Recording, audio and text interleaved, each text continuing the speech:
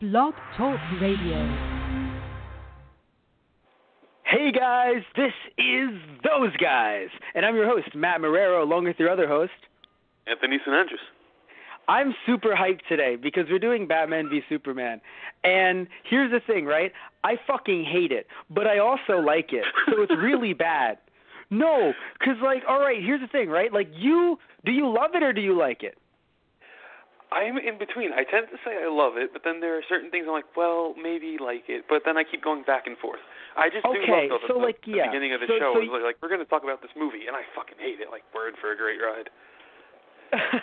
No, it's interesting. So, so you're a Batman v Superman apologist. Now, so no, it's funny because you're like, don't you mean Zack Snyder? Oh no, it's taking on a role far past Snyder. It's just its own entity. Actually, what happened was I heard that when he wrote this script, Snyder actually cut open his hand and put his blood on the paper.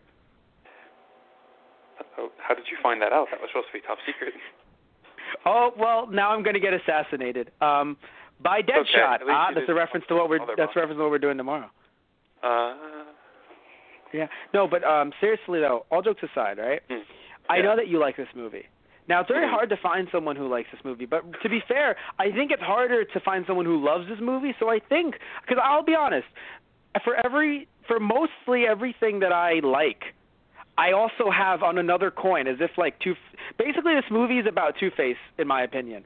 For everything that I like about this, most of the things on the other side is what I also hate. So it's so interesting. In other words, basically, let's just for a second, right? The Batman fight with all the goons, right? Are we talking about the warehouse fight? Yes. Okay. Fucking loved it. Right? Yeah. Then he has to stab one of them with their own knife, and it's not a gun, but it's still it's just weird. Or just his general use of guns, where I understand, Batman and Dark Knight Returns use guns, and I was cool with that, right? But this Batman, I have a question for you. I might have missed it, because one of my students told me this, and I may have missed it. In the movie, did Batman basically say, word for word, I've been doing this a long time, Alfred? Not word for word, but something similar. Okay, that's the thing, because he's kind of been saying something similar, but it's mostly in interviews and things that we shouldn't have to read to get the movie, by the way, but we have because we're nerds, and many people can, obviously it's the internet age, so anyone who's of any kind can just catch up on these interviews, but you don't have to, you shouldn't have to where you and I know in this universe, this Batman has been doing this shit for a while. Yeah, if I'm correct, it's supposed to be 20 years. That's what I'm saying, right? That makes sense. But if it's not explicitly shown in the movie, it's really awkward, I think, that you're just going to be Batman just uses guns now, and he just kills people. And mind you, putting those two aside, though, right? Because let's just say, look, man, that just happens when, you've been fighting a war for this long. The fucking branding. Yeah. No, yeah. I mean, I will say one thing, though. I mean, Bruce even says it to Alfred, because Alfred, I forget exactly what Alfred said, but he said something about, what Bruce is doing, he's a bit more brutal. And then Bruce is like, oh, Alfred, we're criminals. We've been criminals. That's how it is. I was like, well, wait a minute.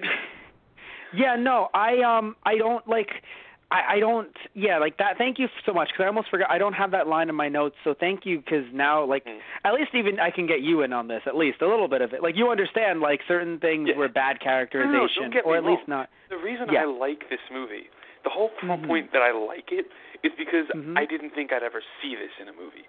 There are certain moments throughout the movie where I'm like, this is amazing, because I never thought I'd see it on the big screen.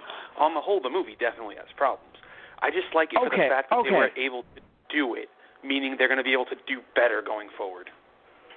Okay, all right. No, because here's I feel like I know what you're trying to say. I'm going to try to word it better. You like some of the things on paper where you're like, oh, I like the idea of Superman sacrificing himself and people liking Superman. You like some things on paper. And obviously you seeing, things on the big screen, you're referring to things like Batman, Superman's fight. Yes, and the whole they fight. Yeah, no, because what it comes off as, there's so many problems. And I really never thought that they'd have these problems on the big screen, and I'm loving it. And I'm like, that's not what he means.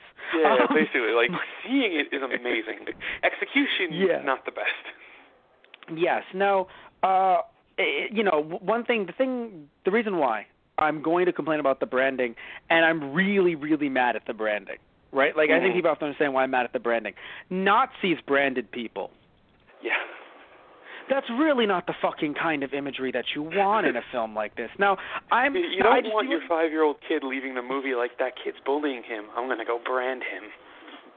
And another thing I want to mention is, some people might be saying, oh, well, this movie isn't for kids. But frankly, look, I'm not saying we need Marvel romps, even though, like, there are some stuff in Marvel that I'm like, oh boy there, right? But again, obviously when you're fighting Nazis, actual fucking Nazis, things are going to be a little scary. But my point is that, while, of course, Marvel has, some dark here and there as well, and mind you, I'm not even saying that we needed quips or anything like that, because while I but while I enjoyed Age of Ultron, I will admit there was a bit too much, I think. Now, when it was Tony and Ultron, it made sense, obviously, but when it came to all of the, characters doing it, I just feel like it was a bit too much, But so I'm not saying we need that in Batman v Superman. But what I am saying, right, is that, it was just, it felt too much like we can't have children watch this. This has to be for the adults. And frankly, I don't, and it was funny too because it's PG-13, but I looked at some of the stuff in this movie and I'm like, wow, so like what, we don't show, outward nudity or gore and apparently it's just all not R? No, I'm not saying, I'm not trying to be a prude here, but I just, I feel like watching this film, it was just strange that I was like, this is all considered PG-13? It really was almost R. They cut out a half hour of the movie, partially for time, partially because it would have gotten it an R rating. So when it does come out on Blu-ray, there is going to be an R cut for people. Yes, and I do think that we could even redo the show then in the near future. Well, not too close, but like at least, at some point maybe during the summer, past the summer, because I would like to revisit this with, like, honestly, I know, like, we're going to make some jokes, not on this podcast, but, during our TG News, stuff and everything about how it's like, oh, this is going to be a 4-hour cut and potential 4-hour cut. That's crazy. Or even a 3-hour cut, whatever it might be. But, I heard 4, though, at some rumors.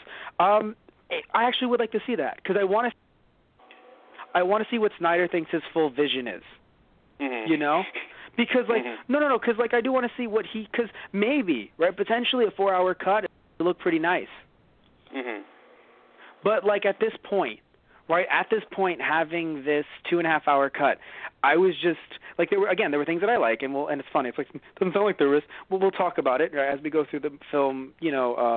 Just as we usually do. But I'm not impressed, I think. I was impressed by certain things, but I'm not super impressed. And also, I want to mention, did you feel like the CGI for this film, I'm not going to say it was cheap, but it was conservative? A little bit, yeah. Okay. Now, if anyone's confused, so Superman flying, quote-unquote, or floating, levitating towards Lex, felt very much like they got the best angle to not actually have him flying. Pretty much, yeah. Or the fight with Darkseid. Very much like, okay, we need to make sure that only 2 are fighting at one time. Right? Because if you have more than, if you have all 3 trying to fight Darkseid, can't work. I just want to save you. It's Doomsday, not Darkseid. Wow, I'm so sorry. No, let me explain why. I don't want you to die. No. Let me actually explain why I've been saying Darkseid. Because, well, obviously my brain is bad. But more so because you were telling me about some of, the potential villains in the next, well, mind you, not the next movie, because obviously the next movie would probably be, what, Wonder Woman? Yeah, Wonder Woman. Yes. So, no, the Justice League movie, it isn't Darkseid. Not yet, because I assume that will be. Isn't it funny, by the way? You have Doomsday here, so that means that if you have to now. You can't do that whole. You want to make a Justice League trilogy where the big bad guy potentially being Darkseid is at the end, but now for the first Justice League movie, you're going to have one of his. Well, tell me who. Tell me who we're having. Who are we having today? They haven't confirmed for sure, but the big deal is that it's probably Steppenwolf. Now, there's a deleted scene. It's on. Warner Brothers actually released a deleted scene on YouTube already. Oh. And it's of Lex Luthor in the same birthing chamber where he more or less created Doomsday. and he activated the mother box and is talking to Steppenwolf, and military are coming in to capture Luthor, and as that happens, Steppenwolf says something. It's really inaudible. You can make out his name, Lex Luthor, and then Steppenwolf disappears. The mother box is gone, and Lex is with the authorities. So it's pretty much believed to be Steppenwolf. Okay, so, but it's just funny how we're going to see him in the first movie, right? It's like, who are we going to get in the second? And then the third, it's just, like, because the thing is, I know, like, people might say, and that's what Marvel is doing with Avengers, but I don't know, when I look at it here, I feel like, Doomsday could have been a Justice League villain. A bit like how we saw him he was the villain in the first issue of New 52 Justice League, wasn't he? No, wasn't it? No, then it no. was, Then who was it? Sorry, I thought it was a variation of Doomsday.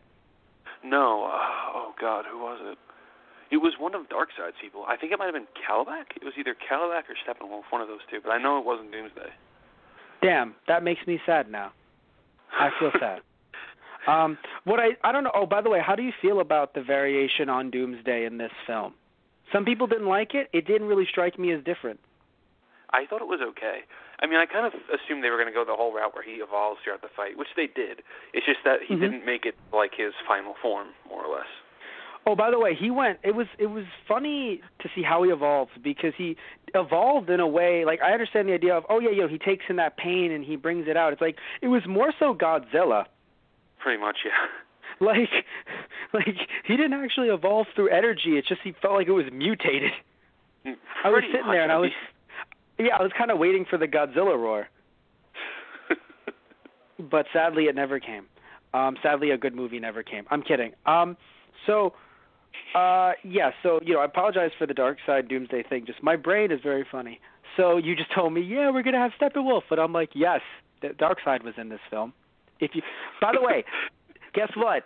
In the 3-hour cut, maybe I'm right. I wouldn't be surprised. So I wouldn't be either. By the way, I'm happy they took the opening credits to get through Batman's origin. Because, in my opinion, that means once they do a standalone Batman movie, even if it is a prequel, they won't need to recreate the scene. I mean, Bruce can obviously... What? I'm sorry, go ahead. I was going to say, Bruce can always have, like, flashbacks in terms of, he's a scared little boy on the inside. And I'm saying, like, he can have, like, nightmares and stuff. But in terms of just, let's take 20 minutes to show that Batman's parents died again, I don't think it's going to happen in another Batman movie in this universe. Definitely not. I was going to say, like, in terms of the solo Batman movie, they haven't said too much, but they have said the origin won't be in there, like, at all. Yes, which is great. And I also think the scene was well done. Very funny that we saw that was Jeffrey Dean Morgan, right? That was Negan and Maggie. I just love to know it was Negan / Negan. It was he was in Watchmen. I just think it was really funny to just see him again, because like obviously after seeing him in his role in The Walking Dead, and then just seeing him here, it's like, oh right, he does other things, and it's just like, oh boy. And but I think it was a very interesting scene, and I love the scene with the bats, because although it was funny, because when he was getting lifted up, I was like, either this really did happen or Bruce is just fucking crazy. Yeah. Like I thought that like in my head, I thought that's just how Bruce believed that it happened, because let's be real here. He dresses up in a bat costume. The man's fucking crazy. So I thought that he's just like, yes, and that's how it happened, Alfred. Of course it is, Master Bruce. Of course it is. Yeah. They lifted me up. No, they lifted me up and then they played Freebird. It was great. We played Guitar Hero. My dad's not dead. Like, that's just... No, like I just imagined him just... No, I'm just fucking imagining him like fucking Norman Bates style. There's his dad's skeletons in the room in a freaking full tux. I just imagine them flying him to Chuck E. Cheese. So I was the coolest kid there, Alfred. They were all like, hey, your bats are so cool, please don't hurt us. And we were like, and I was like, not today, and I hurt them. So they, I don't know, I just feel like I really thought he believed that they were bringing him up, and then he wakes up from a dream. Oh, by the way, so these dream sequences, right? Mm-hmm. I like, we're not talking about the Flash one just yet, but just the idea of them, right? I like them. I like the idea of Batman having dream sequences or nightmares really, because he's obviously tormented. My problem, it felt like he slept too much. What do I mean by that? He's fucking Batman. Basically. Batman does not sleep. Maybe wakes up in the middle of the day, maybe, but like Batman doesn't. I mean, what was funny when they did show him waking up. I don't know if it was filters or not, but it always felt like it was darker, like it wasn't first thing in the morning. Mhm. But it always just felt weird when it's just like you see like 3 dream sequences, and you're like, Batman doesn't sleep though. Which is funny. It's like, no, all people have to sleep. But I don't know, something about it felt like I do like that this film did have him as Bruce Wayne, but in a way, because I think we needed that more in, we haven't released it yet, but we're releasing it next week. We did a, Batman The Dark Knight podcast. Right? We did our Batman Begins, but we recorded Dark Knight, but we bumped that to do this. So obviously anything in there was pre this. So I think we actually talk about this in Dark Knight a little bit. So I don't know if it was this or in Begins. But, I look at just the dream sequences and just generally having more Bruce, and I feel like it was nice, right? Especially more Bruce. But it just felt weird because, in a way, I'm not saying they should have piggybacked off of what Nolan did because, again, Nolan closed it, so he would have been in Paris. But I do think that a soft reboot a la, the Ghost Rider second movie would have been nice. Mm-hmm. And when I say that, I mean like we had so much Bruce here that it really didn't feel like a Superman film. Mm-hmm. I think. Well, it wasn't supposed to, though. I mean, so in other words, the next time we have a Superman solo film, that is Superman 2. This was never ever meant to be Superman 2. No, this was never designated as like Man of Steel 2. Okay, thank goodness, because I don't know if we mentioned it on podcast, or even I guess off podcast, but I really was under the impression that no matter what, this was Superman's second film because obviously it followed Man of Steel, and it was basically just like Justice League precursor. That's pretty much the best way to describe it. It was never supposed to be a Man of Steel movie. Okay, never mind. I'm good with that. No, because it felt weird, I think, just having so much Bruce and trying to introduce him. And when you have an Avengers movie, right, it's okay to have, like, an ensemble cast, and it feels great because you've already introduced everybody. But I think that's where a movie like this really shouldn't be done that often. Just the idea of, like, like you have crossovers. Obviously, like I mean, all different kinds of movies. Not even just superhero stuff have had crossovers. Abbott and Costello meet the Mummy, or Abbott and Costello, but it's never like Abbott and Costello meet brand new villain that never existed. Mm-hmm. You know what I mean? And then you have to build up this villain, or vice versa. Like villain meets comedians that you've never heard. Like like these characters have to be somewhat established, I think, to make it work. And obviously, Batman as a character is established. I mean, more so having this depiction of Batman. Mm. So it felt like a lot of build. And also, to be fair, I mean, I guess Superman is coming back, but I think I would have liked at least one more Man of Steel film before a death, I know superhero deaths are never certain, but I feel like we didn't get much of this Superman, a Superman that I think wasn't portrayed well in Man of Steel. And here he was a bit better, I think, like him being Superman. But even then, I mean, we'll get to that a little bit later. So let's see. Let's skip over to. Oh, I love the scene. Okay, so I think Anthony over here got my live texts as I'm texting him while watching the film, and so Bruce Wayne driving through the city, fucking awesome. Yes. Okay. One sad thing, I thought that Metropolis was evacuated, so I didn't really like the tone that the film started with. This idea of like, actually, no. And people are dying. And apparently, Batman can't get in his bat thing, like no bat things to just fly in. I know it's daytime, but dear God, I mean, the one thing that did bother me about that scene is when Bruce called Wayne Enterprises to evacuate the building.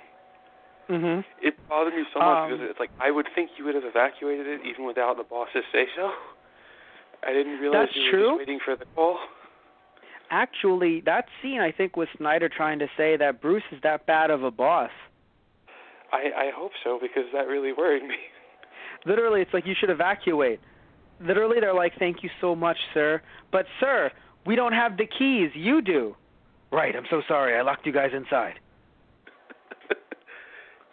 windows aren't. No, but seriously, I think of it more like he was just checking in. But thank you so much, because that really lends itself to a lot of this Snyder accidental wrong line saying, as if I'm better with words, right? No, but there's this theme that it's really a recurring theme, though, all jokes aside, in both Man of Steel and in this film, where Snyder wants someone to say, I love you. But what they say is, like, Snyder, I want him to say, I love you. The actual words, I hate you less than I did earlier. And you sit there and you're like, that sounds kind of like a jerk move. And it's like, no, he said, I love you. He said, I hate you less than I did earlier. You know what I mean? Like, Lois, I hate you less than I did earlier. No, Clark, don't. You know what I mean? Like it's, oh, I do too, Clark. Like, that's how it feels. And it didn't happen with Clark. Well, I'm sorry, it didn't happen at that moment with Superman, but it definitely happened a bit earlier, in that movie. I'm trying to think of the exact moment, or at least look at the exact line, because I don't want to mess it up. But it was him... it was him and Batman, where what he's trying to say is, look, I'm really, basically, look, I don't want to hurt you, which I know in a way sounds condescending. But in my opinion, I don't want to hurt you sounds less than, if I wanted to kill you, you've already been dead. You're not making anyone go, well, thank you. Yeah. Thank you. It's so nice. So, one thing. So here's the thing. If you told me, Batman is new to this Batmaning thing, right? I would understand some rookie mistakes, at least mistakes that I consider rookie, that he made in the film. Now, one mistake, I don't know if it's rookie or not, arguably, but I still think it's a problem. It was really at the beginning of the film, not Bruce Wayne, although technically it does involve Bruce Wayne because Bruce Wayne Batman, but still the idea that it's been 18 months, and in 2016 with our 2016 technology and Batman's technology, because Batman's technology is obviously better than ours, both of those combined, he couldn't in 18 months think, let me look up this Superman guy. I'm not saying I wanted him to know that was Clark Kent. No. What I'm saying is that for 18, now mind you, Batman can fucking hold a grudge. Batman can fucking hold a grudge. But for 18 months, I do think that somewhere in there, not that he would ask him, because again, that's not Batman's style, but just this idea of, let me look into this guy more and see what he's all about. Why for 18 months is it just like, and I will kill him in granted, prep time, of course. He took prep time to, get the kryptonite together and do all this stuff in 18 months. But still, just this idea that, Batman has all this, he's able to do so much research, and not just, again, you're thinking, in the 80s and in the 90s when he had, quote-unquote, supercomputers. No, everyone has a satellite on their fucking phone at this point. You know what I'm saying? So imagine what Batman can do.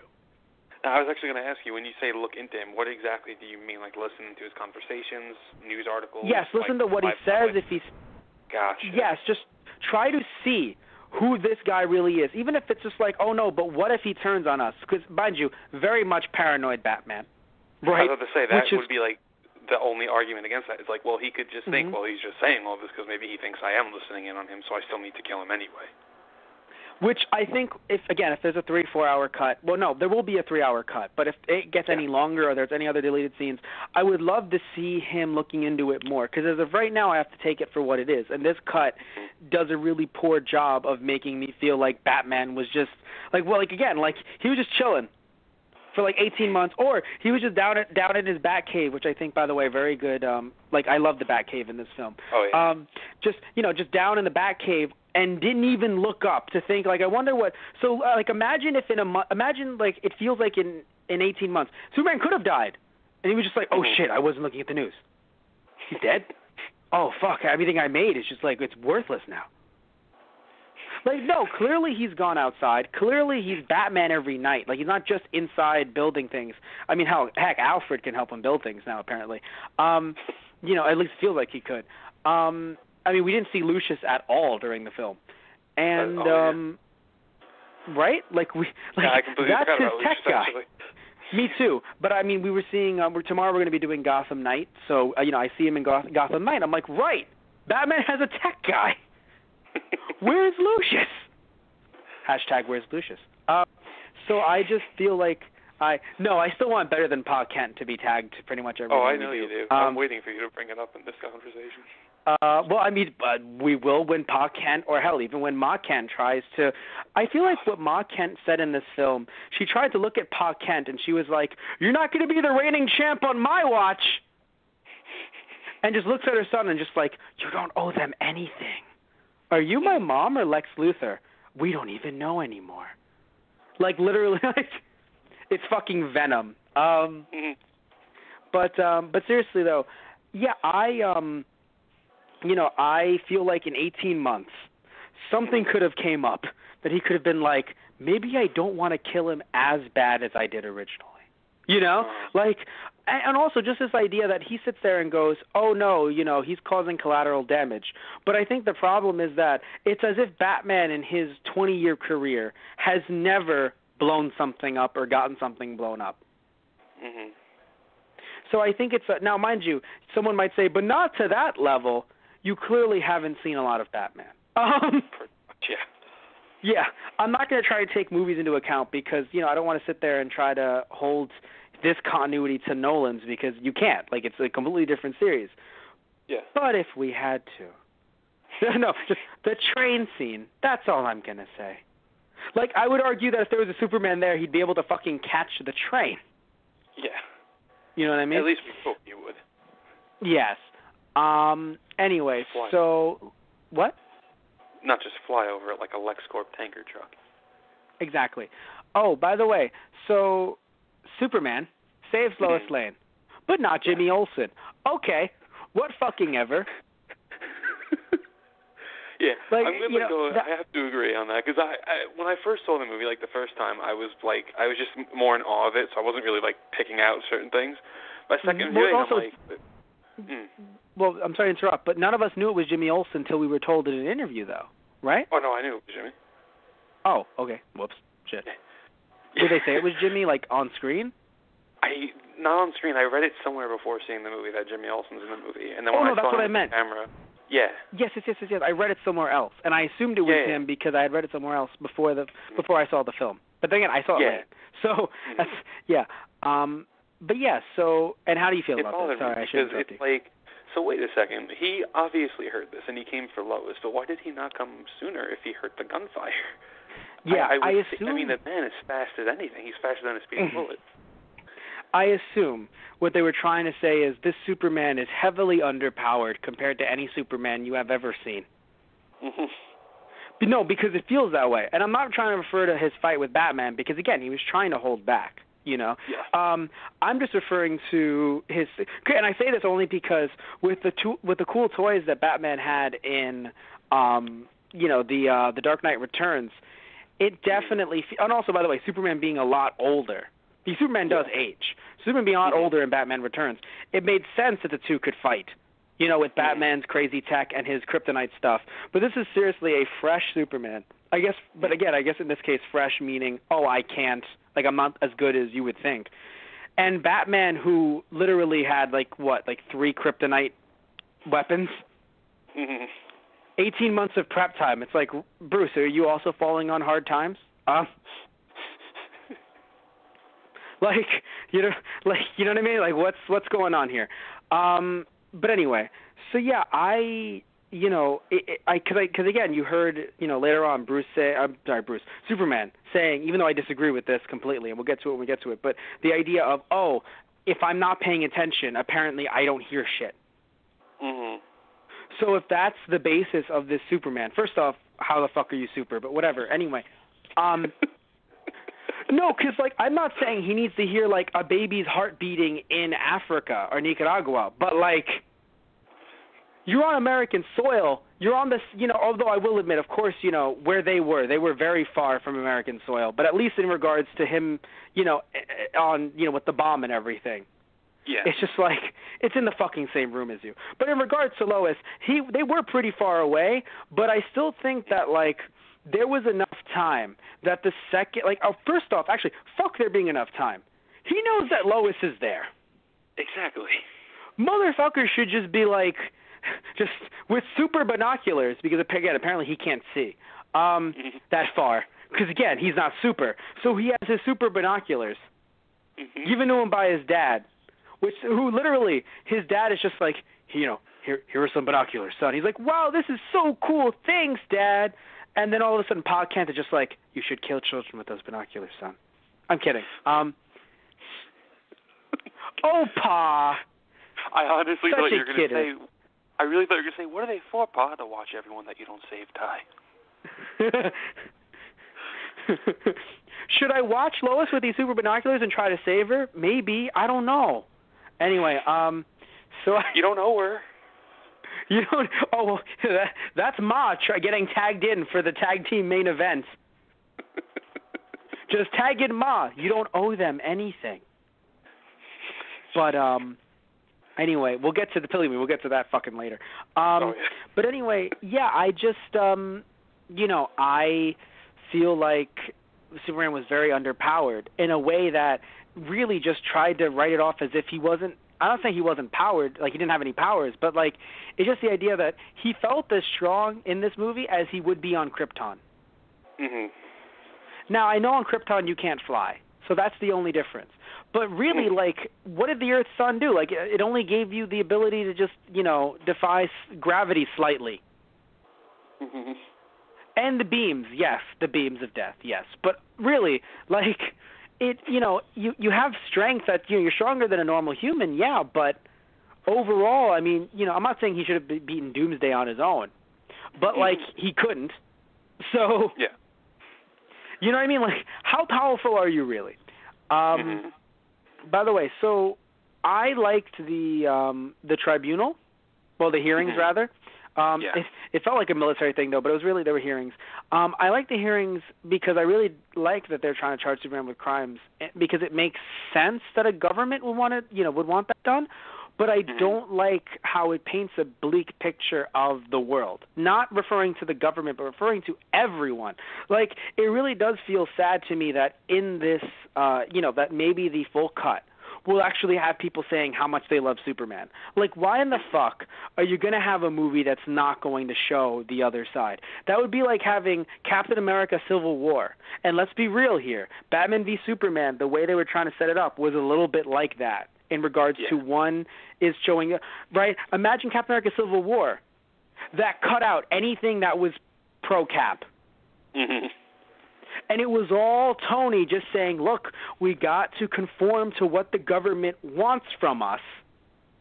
We can't just, keep on having this happen, right? We need to, be pro-this. And nothing for pro-Cap, and then Cap dies at the end. And then all of a sudden, everyone's like, we love Cap. We didn't like him before, but we do now. And then we're promised from from what was it? I think it's Joe Russo, right? We're promised from Russo that, you know what? Don't worry. When the DVD comes out, there's going to be a 3-hour cut, and there'll be a bunch of people protesting saying how much they love Cap and they love their freedom. Like, I really think you could have had some time in this original cut if there is stuff that is pro-Superman that wasn't in there. More stuff that's pro-Superman. As I said, I saw the movie twice. I counted how many times there were pro-Superman people. 2 of them were made obvious. The rest of them were in the background, and if you didn't look for them, you were never going to see them. Like the scene where he flies down to the courts, you could where all the protesters were. A bunch of them were anti-Superman, but there were some signs back there where if you looked around, you could see like they were going like for Superman. Okay, it was very hard to see, and I think that's the problem. Yeah, and there were like 2 on TV. I think one of them said, like, what if he isn't like what everyone's making him out to be? He could just be the guy trying to do the right thing for the sake of doing the right thing. And I was like, thank you. Can we and to get be more fair, Neil deGrasse Tyson was in the middle. He was just saying the facts, you know? So he was fine.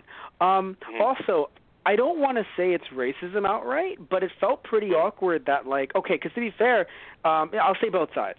It felt pretty awkward that the Mexican people celebrating Cinco de Mayo, is that what? Or not Cinco de Mayo, but the Day of the Dead. Sorry, I'm Spanish. I'm so sorry.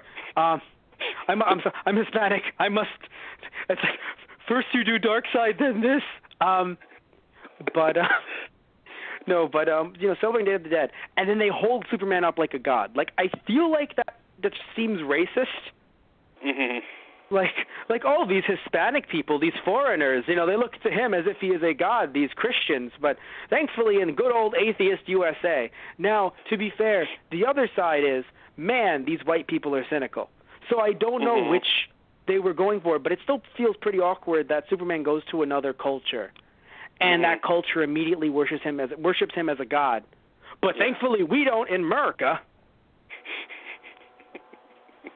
And it just felt like a little bit awkward. Now, a bit different than when he went into the village and saved Lois, because that was more so like that would actually fucking happen no matter what. Like, it's not a racist thing. Like, any country he goes to, that's a country, that is run by, a dictator of some kind. Yeah, Superman goes in there, does shit like that. You're going to cause some riots. You're going to cause some issues. Yeah. So I understand that. But in terms of just the idea that, he goes to Mexico or something, because I believe it was Mexico, right? That he went to, and all of a sudden they're just like, oh, he is our god.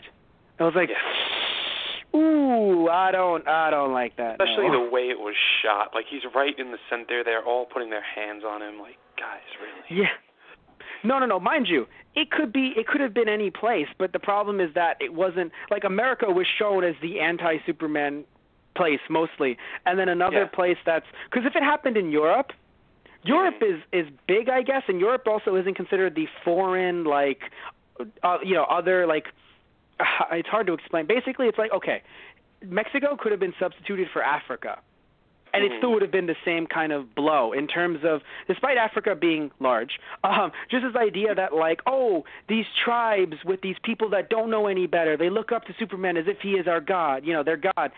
It's a problem in that way too, because that's how the media, certain stories in Hollywood will try to spin it as if, like, other places aren't as developed, and it's like, that's stupid. You know what I'm saying? Like, this isn't the 1920s anymore. We really need to. So yeah, it was a really awkward way of being like, they worship him, and I'm not Mexican, but just as a Hispanic person, it just felt wrong, and I'm happy you saw it too. But what I want to say is, did you like the struggle between Clark and Lois? The idea that, like, I don't know if we can be together because you're Superman. Like, how'd you feel about that?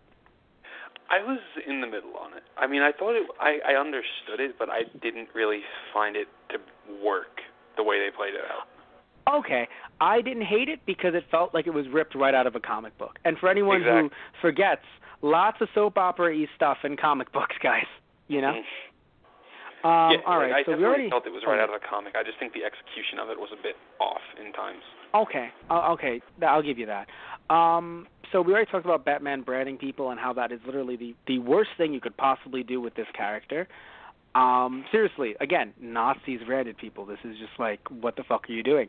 Like, how can you root for this guy? That's the see, again, like, if he was a villain that then turned good, okay, but he's supposed to be a hero or an anti-hero that turns somewhat hero. But again, it's like, just because he doesn't brand people by the end of the movie doesn't mean he didn't kill people or brand people. It's still a problem. By the way, the microphone built in the Batman suit, I thought it was great. It was just genius. It's again, bat tech, just general tech even. Like, why would he not do that at this point? Yeah, he has a little bit of a gruffier voice when he's Batman, but still, though, you're going to be like, Bruce Wayne? No. No, that's Bruce Wayne doing his dog impression, right? No. So, like, it's By the way, so you thought that Alfred did not look too young for his age. I thought he looked a bit young, but not that bad. Okay, because to me it looked like Bruce Wayne 8 years old, Alfred would have been 28, younger than the Waynes.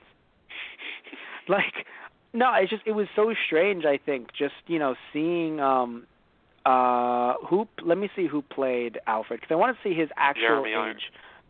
Okay, good. So I was right, because I was like, that doesn't sound right. That sounds too cool of a name. To be real. Like, that sounds like a hero in himself. Okay, so he's 67.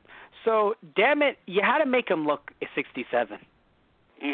Because he looked like he was in his early 50s, while Bruce Wayne was also in his early 50s.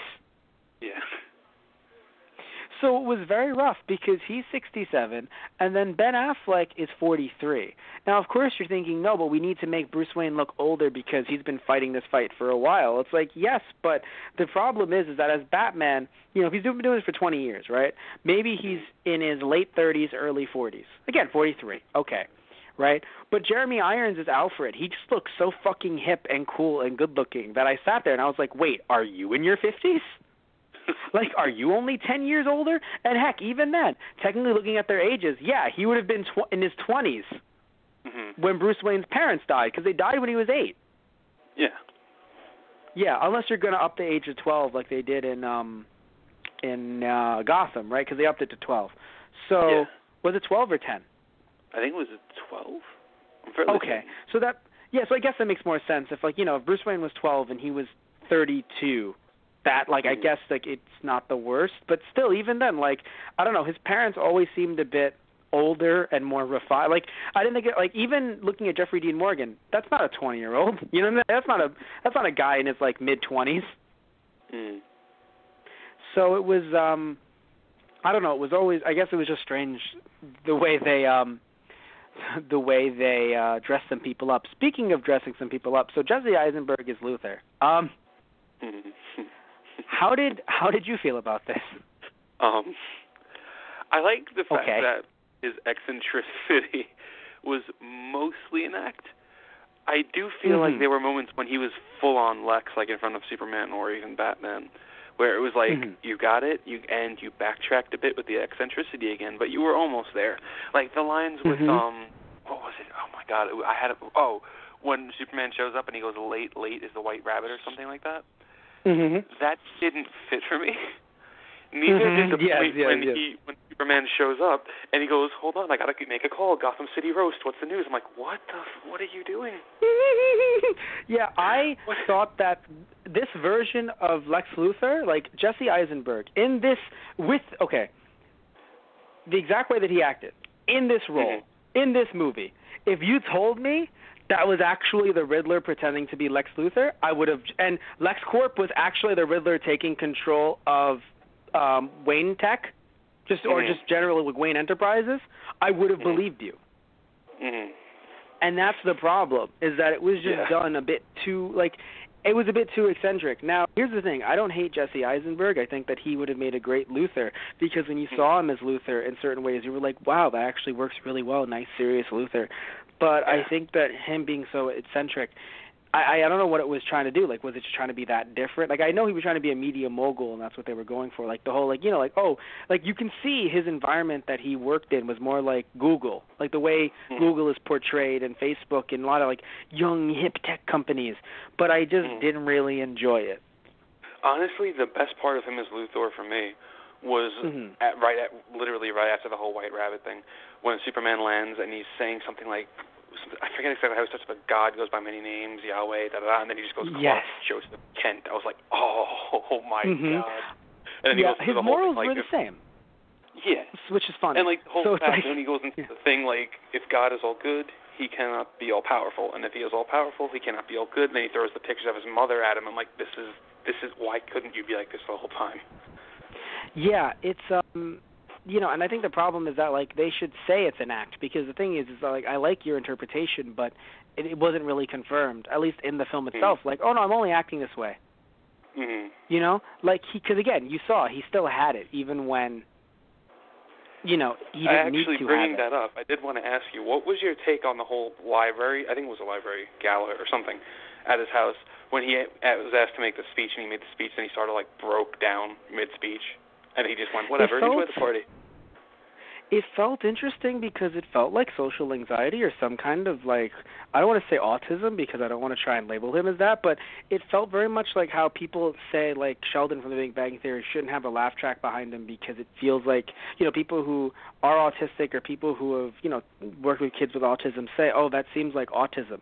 But then there's a laugh track whenever Sheldon does something quirky. So it felt a little bit like that. So I felt like I couldn't even laugh at him, and I kind of felt sad. So it's very strange. I was like, because it's just like, is that what they were doing? Because then it's just like, I know everyone can be evil, but I don't think you should. Yeah, that's what I was trying to figure out, because I wasn't sure where they were going to go with that. Yeah, because again, I'm not trying to say he had autism. I'm just saying that like it felt at least like social anxiety. Mhm. You know, like this idea of like, you know, or someone might have said, no, he just has all these thoughts running through his head. That's all it was. It was like, oh, okay. Like, if that's what they're trying to go for, then sorry. But, like, you know, it just felt off out of the whole, like maybe, again, you know, having a 3-hour cut. But it sucks because you couldn't cut that out because that is the speech that Batman was running away from. Not because of the way the speech was set up, but because he had to go downstairs. Yeah, so it was very rough, I think. Oh, by the way, this part, I think, I don't know, was this the worst part of the movie for me? It's very hard because of this movie. But not a big fan of Bruce basically going into Russian Fight Club without some kind of disguise. Like, if you're doing that shit for 20 years, and then Batman comes to beat up those guys later, it's pretty fucking obvious. Yeah.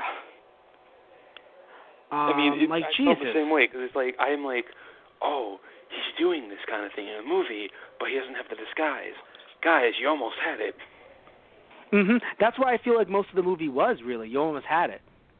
But then, I mean, look, you know, it was just so frustrating, at least that particular part, because, like, look, you know, someone might say, but James Bond does it, but he has, you know, he's an MI agent, like, and also he has a license to kill, like, all the stuff that I'm sure they can help cover up.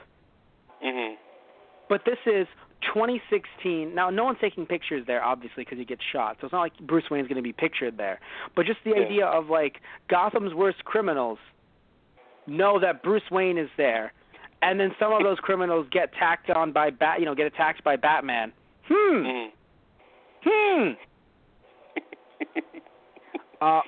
Love the conversation between Bruce and Clark. You know, and I even liked it when Lex interfered and asked Bruce to team up, since they've teamed up in the comics before, and to fight Superman, no less. So you know what? Yeah. It was a lot of fun. Now, please tell me, how did you feel about Wonder Woman's portrayal in the movie? I think this is where you and I are kind of split a bit, because we agree on one part of the fact that in terms of the look of the character, more like the physicality in a sense, it is different from the comics. In terms of the overall portrayal, I was won over by it. I mean, at first I was a bit hesitant, but I think it was by the end fight with all of them against Doomsday that I really thought she sold it as Wonder Woman. Doesn't look exactly like her in the comics. I had actually, we spoke about this through text, and I told you my personal pick. I still don't know her name. She played Angel Dust in Deadpool. And when I saw her in the movie, I'll look up her name right now. Yeah, like in the movie when she was, it was at the end when her and Ajax were walking out. The whole walk she did, I'm like, that looks like Wonder Woman in a way. I'm like, she has the build of Wonder Woman, and even the height maybe. The thing with Gal Gadot, she did a great job in terms of the acting. And I would look behind the scenes, so I know she built up a lot of muscle for this movie. It's just that if you're comparing her, there we go. It's just that if you're directly comparing her to the comics, she's not built as like an Amazon.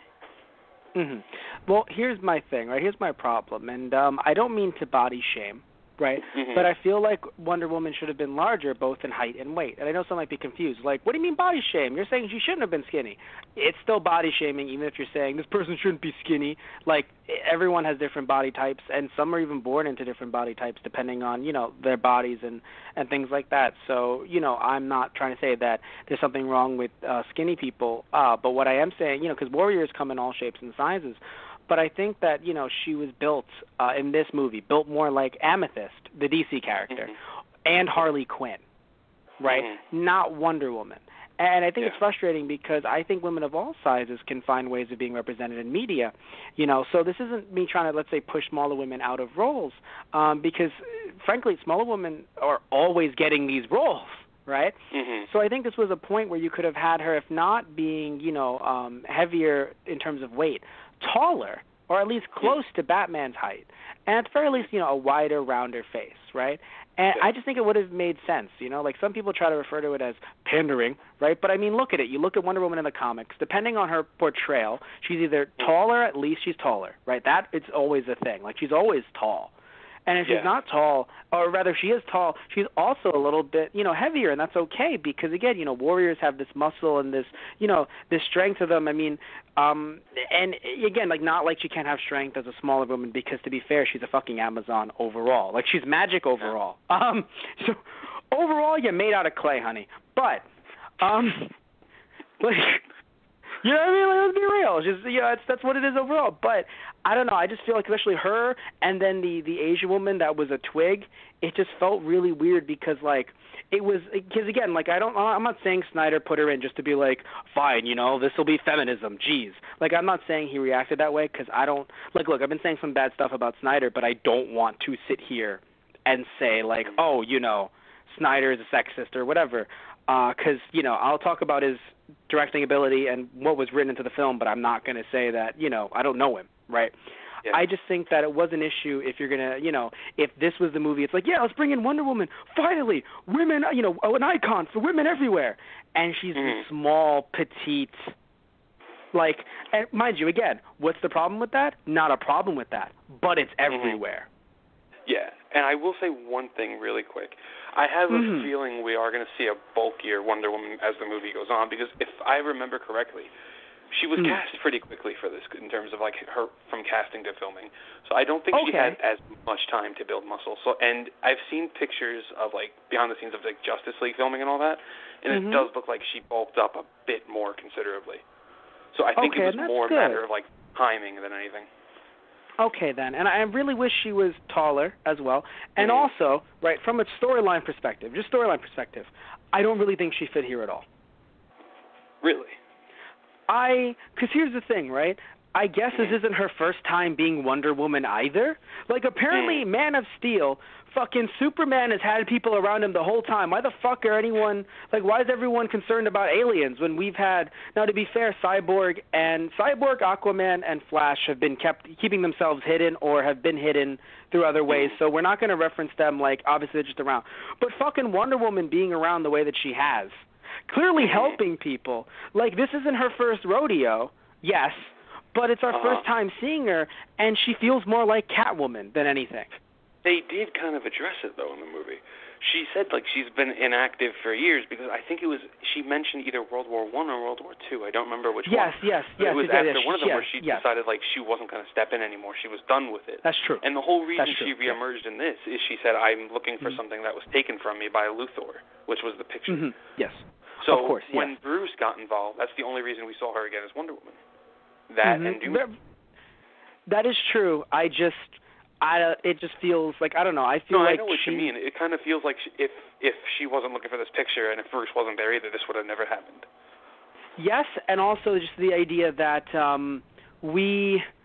again, I want to see the longer version because right now it felt like there was a joke going around, and I don't like to like reference these jokes because I don't want it to be like the thing where like this is where I'm basing my opinion on, but it's fairly accurate. It was one that you sent me. You sent me the video on like how Batman versus Superman should have ended. Yes.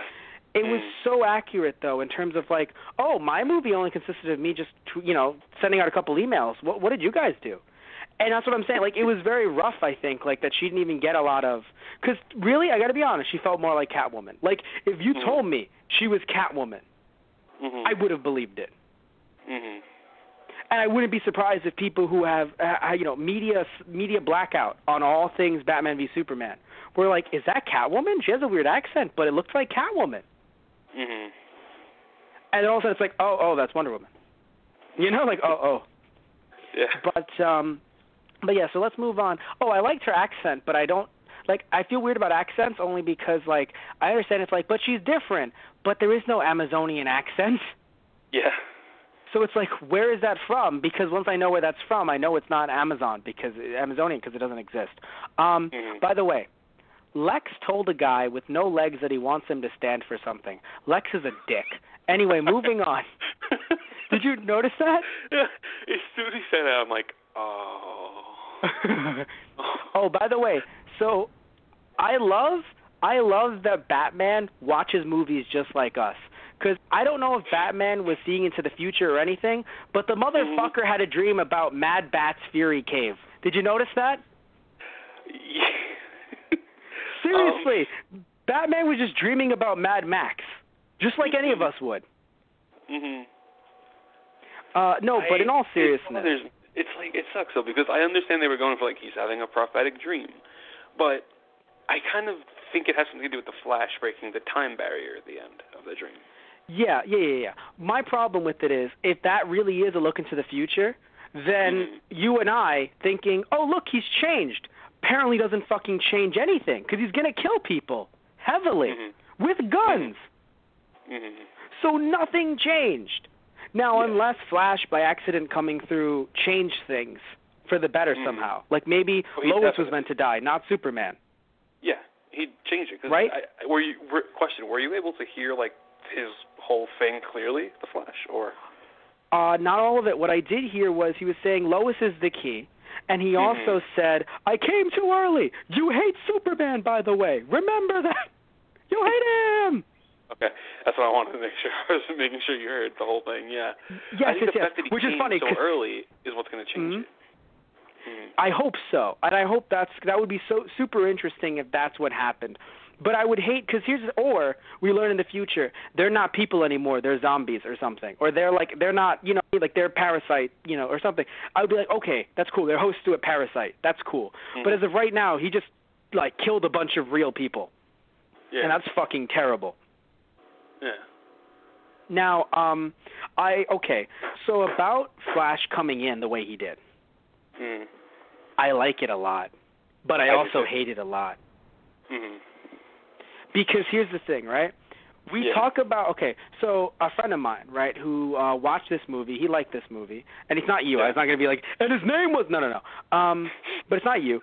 A friend who I was talking about, and he was really frustrated at the Marvel movies because he was like, I hate how, like, I feel like I have to watch every movie. Like, if I don't want to watch a Hulk movie, but I want to watch, like, one of the newer films, I feel like I'm missing something because they all connect. And it's like, it must feel really difficult, I think, because in my head I was like, but like, after watching Batman v Superman, I want to text him now and be like, and you're wrong, and let me explain, because he's a good friend. You're wrong. Because, look, most of the stuff that connected things together was at the end of the movie via teasers with maybe little tiny Easter eggs, like, the whole, like, Captain America frozen in ice in the Hulk. Little stuff that wasn't, like, the main focus. Like, Captain America didn't just show up and be like, oh, man, Hulk, this is nuts. We're going to see each other later. Goodbye.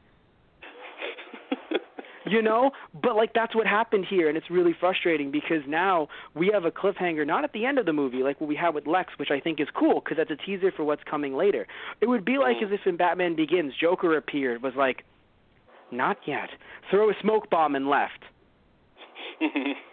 That's not right. You know what I'm saying? Like, it should not, like, even though movies have essentially become TV shows, like, I believe it was the actor who did Bucky Barnes who said that on the Colbert Show, and I really liked him for it. Because, Colbert said, oh, what do you like doing better, TV or movies? Or, like, what do you think is more, like, I forgot what the question was exactly. And he goes, well, really, there's not much of a difference now because, you see these movies now and you want us to, like, you want to see the next one with the next set of characters and the next sequel. So really, movies and TV shows are becoming one and the same. And I was like, oh, wow. Like, it was really interesting that he said that. But it shouldn't be one and the same in the way that you now have to wait 2 years. Well, not even 2. How many years till Justice League? Apparently, it's next December, actually. That's a lie. It's not coming out. No. Because right now, look, well, wait, weren't we getting Wonder Woman next? It is next May, I believe. So we're getting Justice Wonder Woman in before. May, Justice League in December. No, Justice League December of 2017. Apologies. Yeah, okay. I just realized we were in the summer of 2016. My bad. Thank goodness. So it would be that makes more sense. Yeah, Wonder Woman would be May of 2017, and Justice League December 2017. Right. Okay, that makes a bit more sense, but still a little, like, throws me off because, I mean, looking at the year that this... Yeah, I mean, looking at the year this came out, 2016. Like, I will admit, though, them releasing it a year later, not the worst thing in the world to have a cliffhanger like that. Because I thought they were doing the 2020 thing still. No. That's why I was, or at least 2018. So I was a little sitting back like, are you serious? Like, that's just dumb. This makes it a bit more tolerable, but it's still dumb. Yeah. Yes. So, okay. I love Batman's cape in this more than I did in the Nolan trilogy. I was hoping you would. I think we really need to bring that up. The costume doesn't look like a blanket of justice. No. It's beautiful. Now, again, I want to bring up, the costume. Just want to say that for a second. I do like it. I do think it's a little off. It's a little weird. It's funny. I like the Batman logo, just not when it's in the sky. Because when it's in the sky, it's just like, Batman put on some weight. Definitely, yeah. Yeah, but on his suit, I like it. And I just generally like his. What I thought was weird though is like, look, I understand you didn't have Gordon in this movie, like you didn't have J.K. Simmons yet or other people. You want to give it all away, but the problem is that again, you haven't had them developed. So like, you had to make this movie without having certain key people cast, like Gordon. Yeah. And it was awkward to me. You know, it's a little awkward to me to not have to have him turning on his own bat signal. Now, mind you, he did it to bring in Superman, but still, it was a little awkward for me. Oh, by the way, really disliking, and I think you've heard this, Snyder saying, when asked the question, Batman killed people in that car. And he was like, well, not exactly. It's more like manslaughter. Yeah, he literally goes, well, it was by proxy. I'm like, I don't think it was, sir. No, by proxy, but he called it manslaughter. Did he really? Yes. I did not hear that. Oh, my gosh. Yes, that's what I'm saying. Like, that's what I was telling you. Like, it's like look, maybe the other ones are going to, the future movies are going to be a lot lighter. And if they are, like future movies in this universe, I'm cool with it. But if if Batman v Superman in its tone is, the set for this franchise, I'll watch a little bit. Like, I'll try to watch because, again, we podcast on this stuff and I think it's really, fun to talk about. But I don't feel like, as a viewer, I don't feel interested. Like the Marvel franchise. Yes. No. Go ahead when you're done. Please do. Yeah. No, I was going to say, as a viewer of the Marvel franchise, it's not about podcasting. It's about I want to see the next movie. This really made me not want to see the next movie. Mm-hmm. But sorry to interrupt. Just want to say, I came into this with people saying this was terrible, and what does that make me do? That makes me want to like it. That makes me look for good things. So that's why a lot of things that I want to sit here and be like, here's the good thing about it. But then again, like we said earlier, but then they did that. Like, you almost had it. So that really was, I think, like, I feel like it's Batman v Superman, you almost had it. Like, that should be the tagline. But yeah, what were you going to say? No, I was going to say, in terms of the tone, I mean, they have confirmed that Justice League will be a lot lighter in tone. And I know I had texted you, like, literally just before the show about this, that I feel like, in terms of the tone, the end goal was to come up with a lighter tone. Like, he started it off in Man of Steel with a lot of cynicism and everything, obviously. But I think the problem was they took way too long to get there. Like, obviously, in this movie, when Superman dies at the end, he was kind of, in a way, showing the world, which clearly was uber cynical about him, like, listen, I'm going to die for you people. I know you don't trust me, but this is kind of going to cement that. I'm dead. I died because I want you to be safe. So that, I think, is going to have the world lighten up. Obviously, it affected Bruce, as he even said, I failed him in life. I'm not going to fail him in death. He didn't brand Luthor. He just punched the wall. So I feel like Superman's death affected humans' perception of superheroes, because obviously the League is going to be formed now, so they're going to be a bit more favored in the public eye. Batman will not be as intense. Wonder Woman's back in action because of arguably Superman and Batman. So I think they were kind of going that route of like, let's start them really cynical so that Superman can kind of bring the light out of them, which I can understand, but not if it takes like 2 movies to get there. Which is 4 years. Well, exactly. Yeah, well-ish, like 3 years. Was it? Yeah, 3 years. Well, Man of Steel was in 2013. Yeah. Yeah, and this film came out 2016. Maybe in their head they were like, it'll only take 2 years, but this one was delayed, so it took 3 years to do it. There we go, yeah. No, I'm like, I understand your point. I just think you took a bit too long to get there. Yes.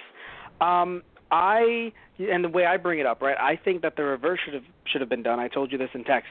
It makes more sense if everyone's like, "Oh, this is so cool" at first, and then when there's a league of them, it's like an army, and it's like, "Good God, there's more of them." My problem is that, people are saying, "Oh, it's going to be lighter," but I really do worry. What if they take on that stance of like, "Oh God, there's more of them," and then there's more backlash? Like, how would you feel if there ends up being more backlash in the future? I'd be so pissed.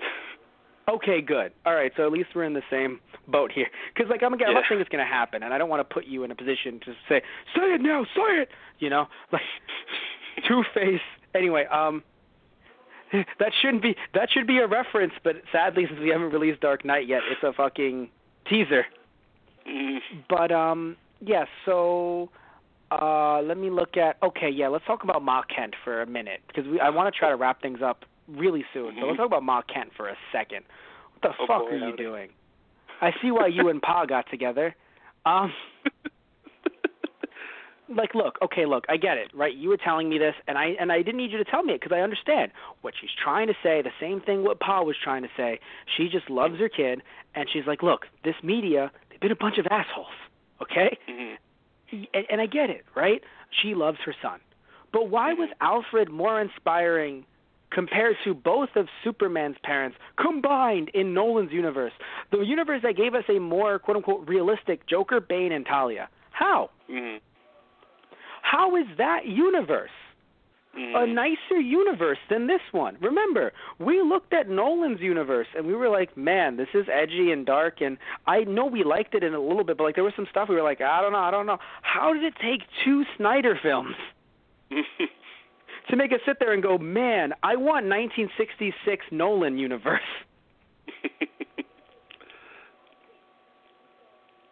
I don't know, And I understand, I know what you said. You were saying, but, and again, I said it too about Pa. It does feel more real. But it just feels like, in my opinion, it makes Superman seem better as a superhero only because it seems like a fucking miracle that he's being a superhero right now.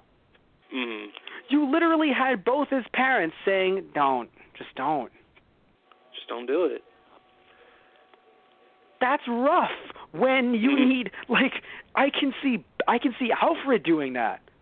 Even though, mind you, in this movie, Alfred's a lot older, so he's clearly okay with this. But, but I can imagine Alfred being more like, no, Master Bruce, you cannot, there is no way, I will never, ever let you do this. No. He even did it in Dark Knight Rises. Yeah, exactly, but that was that was the third film. He didn't do it in the first film. He was just like, I love you, Master Bruce. You know what I mean? And, fucking in Dark Knight, he was talking about Burma and shit, giving him motivational speeches.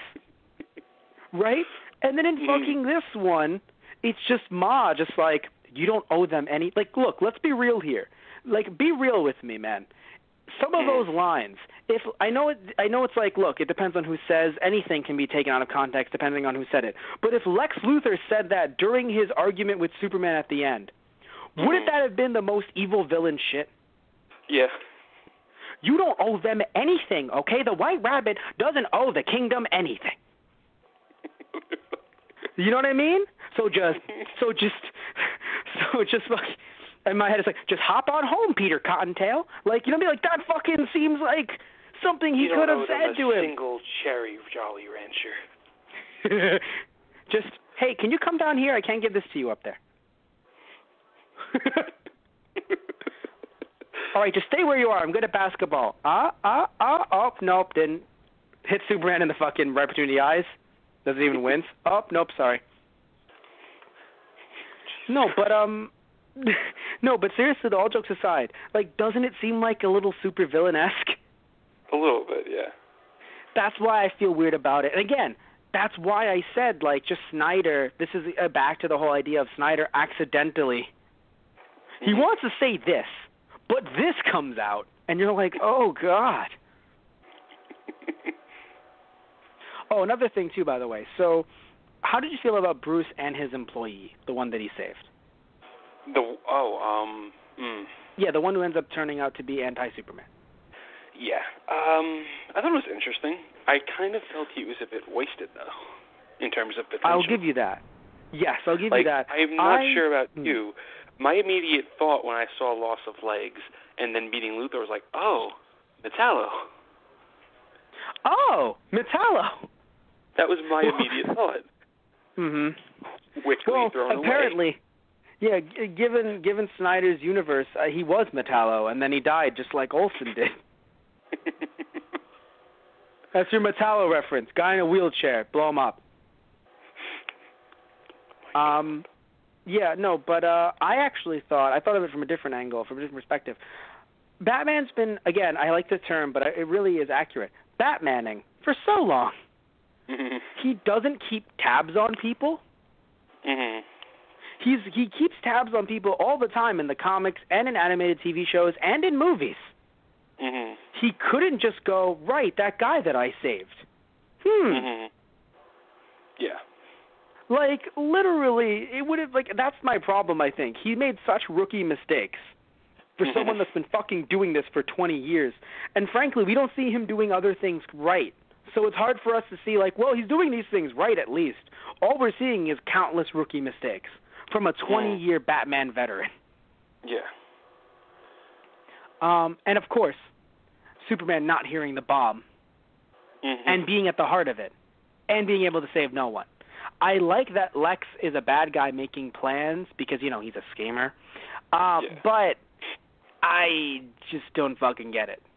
My other problem is how he kind of addresses it to Lois, where he's just like, I missed it because I wasn't looking for it. I'm like, well, you kind of should be, honestly.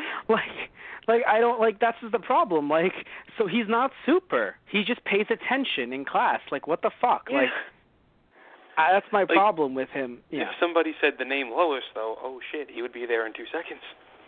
Basically. Like, must be rough for everyone in the fucking world that has the name Lois. But yeah, also, I don't like that Lex got this much power in the course of one film.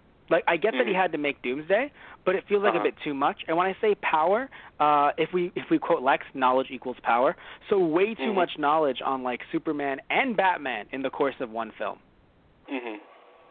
Although technically he's known about Batman for a while, but still, I don't know. It feels like look, I know that Lois is an investigative reporter, and Lex Luthor has all the money ever, but it still feels like anyone can find out their identities. So they're not secret. In fact, this whole league thing is pretty bad. Yeah, like, pretty much. It's more so like if there's ever if the government ever says we need to find out who you are behind the masks, don't worry about it. Like, ask a old woman on the street, Batman? Pretty sure that's Bruce Wayne. Shut up, no, I'm not. Oh, by the way, so talking about being cheap as well, did you feel like even though, okay, so I like the Batcave, but did you feel like maybe they picked certain angles, if you know what I mean, to try to minimize the idea of it being a very large cave? Yeah, definitely. Okay, yes. Because, like, it felt like he was only in, like, 3 rooms. And one room was really the same room, just with different things in it each time. Yeah. Like, this isn't the same room. It's painted exactly the same. No, but there's weights in here. You moved the computer, Bruce. No, I didn't. Yeah. Love the training sequence, though. Oh, by the way, so I didn't realize this. I'm an idiot. It didn't hit me at first. The files that he had on everyone they were really Lex's files. Yeah. Yes. My problem, he just sends them all to Wonder Woman. Yeah. He can send her own. I think that's respectable. Definitely. Like, let's be real. This is you, isn't it? But I think the fact that he sent them all, another huge rookie mistake. Like, look, I understand Batman in his first year of Batmaning, he just wants to get with those ladies. Basically, every single movie that acts like the other movies never happened and it's basically a reboot, he just wants to get with those sweet ladies. So literally so he's just like, hi. They're like, oh, hi, I kind of want to be with you. Great, I'm Bruce Wayne. And that's how, like, they try to, you know? Or the reverse. Hi, you're Bruce Wayne. I want to get with you. That's good. I'm Batman. And so that's how he reacts, right? But I think it's just really weird that he just gave out this information to her. Mm-hmm. Maybe, right? Again, maybe 3-hour cut. He says something like, "I have a hunch," or rather, "I have a that hunch," and like that just makes him feel like she's a good person. It's still like it's funny, right? Because he has really like in some ways he has bad hunches and bad judgment in a way, but again, 20-year veteran at being Batman here. Mm-hmm. Do you just fucking give away all your secret intel to fucking everybody? Exactly. Like, you trust Gordon, you don't trust the entire Gotham PD. This Batman apparently just trusts the entire PD. Mm-hmm. You know what I mean? Like, no. So, Basically. yeah.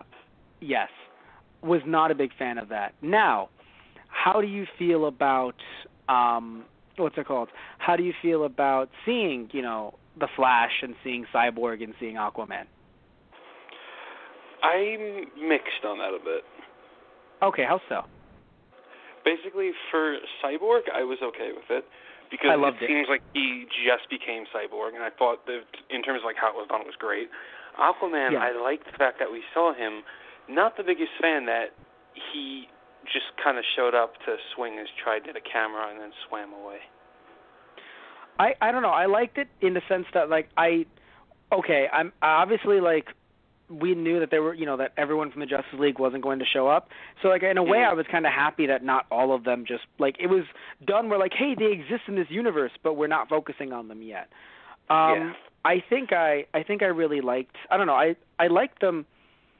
I like them a lot. I just don't like, again, how it's like, and Wonder Woman would be the one looking at them. Like, fuck that. Why would you just send a woman who said, I was looking for something, more things that she wasn't looking for? Good God, like, were you not fucked over enough from Catwoman and Talia? Like, you know that Catwoman was in this universe because he said, I've met women like you before. Mm-hmm. Clearly a Catwoman reference. Definitely. But just the idea that, like, she's fucked you over enough that I think you shouldn't just be this trusting. I mean, really. Especially because when it comes to Superman, you're not this trusting. Even the way he casually does it, he's like, by the way, boys do share. This is your picture. Only one thing. It's you. Who are you? I don't know, that actually felt like, I know how that felt weird, but, like, I'm okay with that. I mean, maybe in his head he's like, no, I'm giving her leverage if I give her this. But it's like all she needed was her picture. She didn't know that there were other people involved. Yeah. So how'd you feel about Flash? That's the one I want to know. In terms of the CCTV footage or, like, the dream sequence Flash? CCTV footage. I loved it, actually. I thought it was actually really did. Cool. It's funny. This isn't a problem, I guess, but it was CCTV. They did it so well in terms of making it look like it wasn't real that when I saw this on Facebook as a GIF, I didn't realize it was from the movie. I thought it was fan-made. Oh. Because in a good way, I guess. Yeah. Because they made it look so low-tech that I thought it was fan-made. So I appreciate that. I don't like his look because he looks a bit too much like me mixed in with Adam Driver, and I don't like either one of those two things. Not that I dislike Adam Driver, but I don't think I'd like Adam Driver as Flash. So one thing that I hate to keep doing this, but he does look a lot different. Again, I think it was a matter of the timing of the filming of it. Because seeing him now, he doesn't look the same. Like, his hair is a hell of a lot shorter. Not really a beard going on. I mean, look at it. You saw him as Flash. They clearly wanted to show a difference. Yeah. Yeah. Like, I'm saying in the dream sequence. Yeah, I forgot about that. Yes. So, yeah. So, clearly, he's different. I just, you know what it is? I don't like the idea that Snyder, from what I heard, this actually I don't have any proof on, so forgive me if this is completely false information, but someone said to me that he didn't like the way Grant Gustin looked or acted or whatever it might have been. So the idea that, like, I'm not a big fan of what he's doing as Flash, which is just so horrible because he is the best Flash right now. Now, mind you might be, Matt, he's the only Flash. Shut the fuck up. He's the best Flash. Right. Matt, there's no other Flashes right now. There's like one 5-minute Flash in a movie. He's the best Flash right now. I just think that this universe. Right, yeah. Compared to the comic books, I think he's a really good representation of Flash. I mean, seeing him, we did Justice League, The New Frontier. Seeing him, Barry Allen in The New Frontier compared to him in the TV show, I think he's a great Barry Allen. Mhm. So I think I understand if someone would say, oh, no, the schedules would conflict and that would be a huge issue. But in terms of, oh, no, I don't like this, I think the fact that they didn't capitalize on the TV universe is, in fact, the worst thing they could have ever done. Definitely, yeah.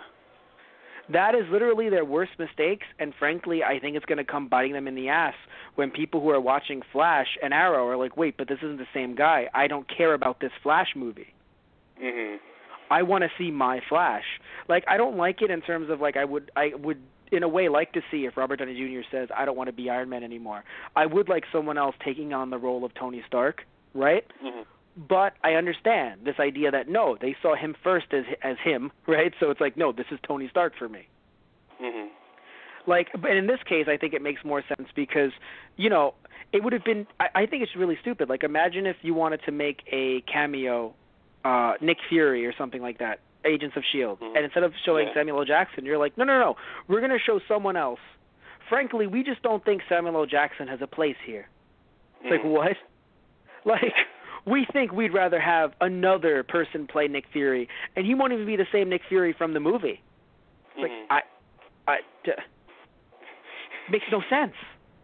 Now, the I don't only know about you, thing, but I have a strange feeling they're going to go the alternate universe route and eventually incorporate the TV universe into the movie universe.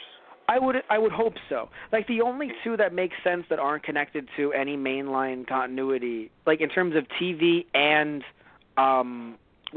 and movies. Apparently, Supergirl is not in the same universe as Flash, from what I hear. Right. And also, obviously, Gotham is its own fucking thing. Yeah. And it just makes sense, you know? I'm okay with it just being its own thing. But, but I really don't see why Flash and believe me, Supergirl has to do with Supergirl, so I understand why you wouldn't want to include her into any movie continuity. Like, you can just throw her away, and only in that way, right? But with Flash and Arrow, it's like you were setting up two members of the Justice League already. What the fuck? And they're popular. Are you serious? Exactly. Anyway, so how do you think the scene, the dream sequence for Superman fixed Pa Kent? I'm glad you brought that up, because before we get into the dream sequence, I do want to ask if you caught a certain line that I'm not even joking. Even on my first viewing, when I heard it, I'm like, Matt's going to be so happy and pissed.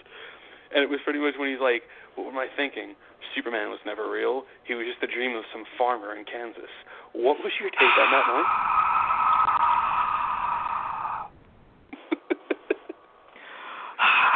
I can't even anymore. I just fucking can't.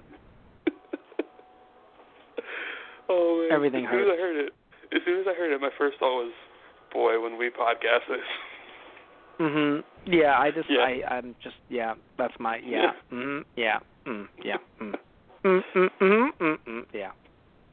I mean, I don't want to comment too much on the whole dream sequence thing, because I honestly don't remember it verbatim. So I remember being somewhat pleased with it, but not totally. I don't know. I just feel like, I mean, I don't remember too much of, sadly, it's like the Pa Kent scene was also slightly a dream to me. It felt like it was a bit better. It was better than Ma, yes, but it wasn't, I don't think it redeemed it completely 100%. He was nicer. He was a bit more hopeful. But I think my problem is that Superman had a dream sequence too. And I say this because unless it was people from the future being like, oh no, right?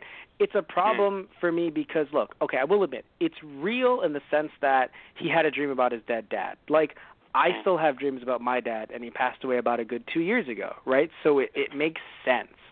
My thing is just, like, I just don't really get why Superman had to have them because, like, it felt real, as in, like, real life. But again, like, why did it have to? Because Batman's made sense. He's tortured by these thoughts. And also, one of them was like, oh, no, the future. So it hit me. It made sense. I was like, right, okay. Right? But Superman's, it was just that one. And I don't know, I feel like they tried to be like, see, Batman and Superman are just alike. And it's like, not really. Like, they're friends in spite of their difference. Yeah. Not they're all one and the same. It's literally supposed to be they complement one another.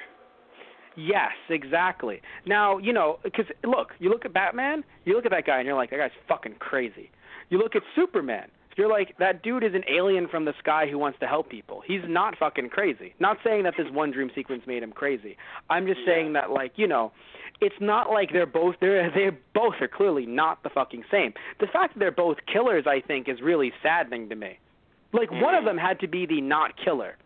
Like, if Batman takes on the moral high ground of, well, you killed people, I actually am okay with that. But not now. Like, he killed people, too. I mean, the one thing I really want to bring up that drove me insane, and I'm really hoping you can clarify this for me. Because I still don't understand the point of this. It was during the whole Batmobile chase sequence, right? Mm-hmm. And after the truck took off, there was one car that was, like, completely freaking wrecked. He grappled the car to his Batmobile, swung it into the trailer, and just dragged it with him as he drove. I don't understand what the point of that was. Yeah, exactly. That's what I'm saying. Like, this. I was really hoping, like, you would be saying something like, well, he did it for this, but no, I don't get it. No, it's just my problem with this. Like, I feel like in some ways, right, it was like, oh, super cool explosion-y, right? And it was just like, no, but why would he do that? Why would he try to hurt another person? Yeah, I think that's the problem with Snyder. He puts visuals before the story. I'm not going to sit here and say he doesn't have great visuals. He makes amazing visuals. Mm-hmm. It's just that he makes the story cater to them rather than them. You know why I love you? Why? Well, I mean, I've loved you for years, but let me tell you why I love you. That's what I had said about Man of Steel. So, like, the fact that you're able to say this here, this is so beautiful. This is beautiful. I mean, I'm not going to lie to you. When in the very beginning, like, we had already touched upon this, but the origin sequence in the very beginning, something about the way it was shot, when the hammer of the gun pulled back and broke the pearls, I was like, stunning. I'm like, this is beautiful. And then it just, as the story progressed, the story took a backseat to everything visually. Even Batman driving through the city, I loved it. Yeah. I think there was even a GoPro shot of the Bruce. Batmobile. A what? There was even a GoPro shot with the Batmobile that I thought was stunning. Oh, that sounds amazing. Yes. Yeah. Oh, by the way, how do you feel about... Well, actually, no. Before I get to Lex's plan, first off, how do you feel about Lex knowing that Clark is Superman so early? I'm okay with it, but I'm not okay with it. I don't like it because it's just personal preference. I'd rather him not know this early on. I'm okay with it because I understand if they are going for the real-world approach, it does make sense that he would know everything about the person he hates the most. And the fact that if Lois can figure it out, I'm pretty sure he can. Yes, I agree. Well, here's the thing, though. It felt like he only figured it out because he had the all the knowledge from the ship in front of him. Yeah.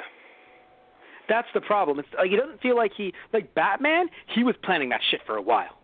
Oh, yeah. He fucking knew. I mean, he was sending all that shit to Batman. I thought it was the guy that was his ex-employee who thought he was abandoned by Bruce Wayne sending it to him. No, apparently it was Luthor sending it. Yeah.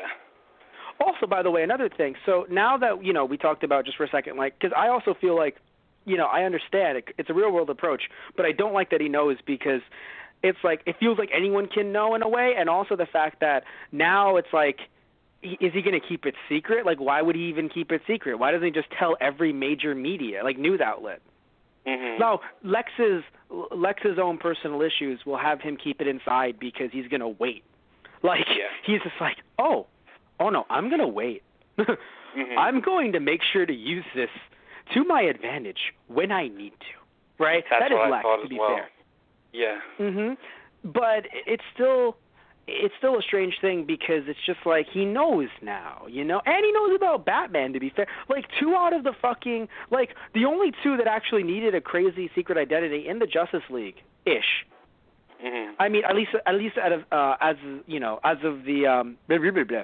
of the 3, right? Because Wonder Woman can have a normal identity, but really it's like she's the Amazon, Wonder Woman, like she's from the Amazon, that's her,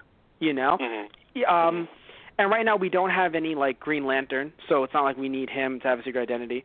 Cyborg doesn't sadly have any other identity because he's dead. I mean, I'm being, like, honest, it sucks. And Aquaman is just Aquaman. So as of right now, the only one that I can think of that is secret is Flash. Yeah. which is just fucking. But again, technically not, because fucking, you know, Luthor has his.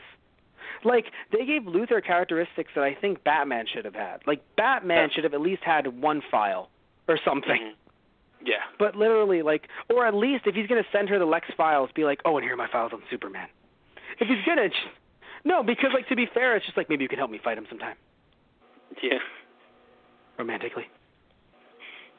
So, how do you feel about Lex Luthor's plan? In terms of the whole Doomsday aspect, or just him versus Batman? No, well, yes, Lex's plan on Superman versus Batman. Like, trying to set that all up.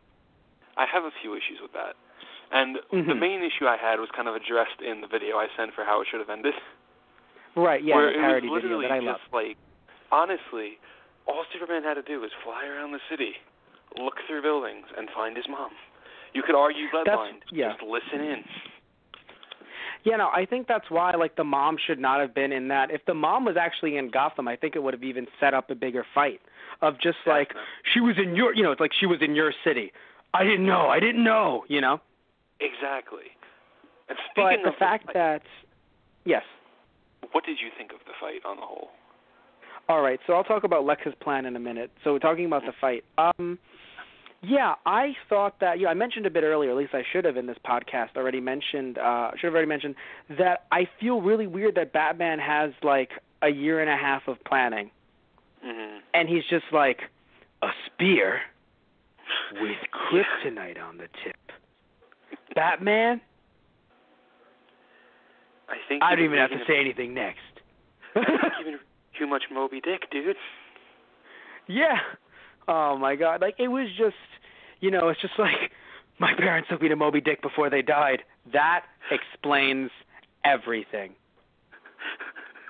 Think about it. No. His partner is Batman, Dick Grayson.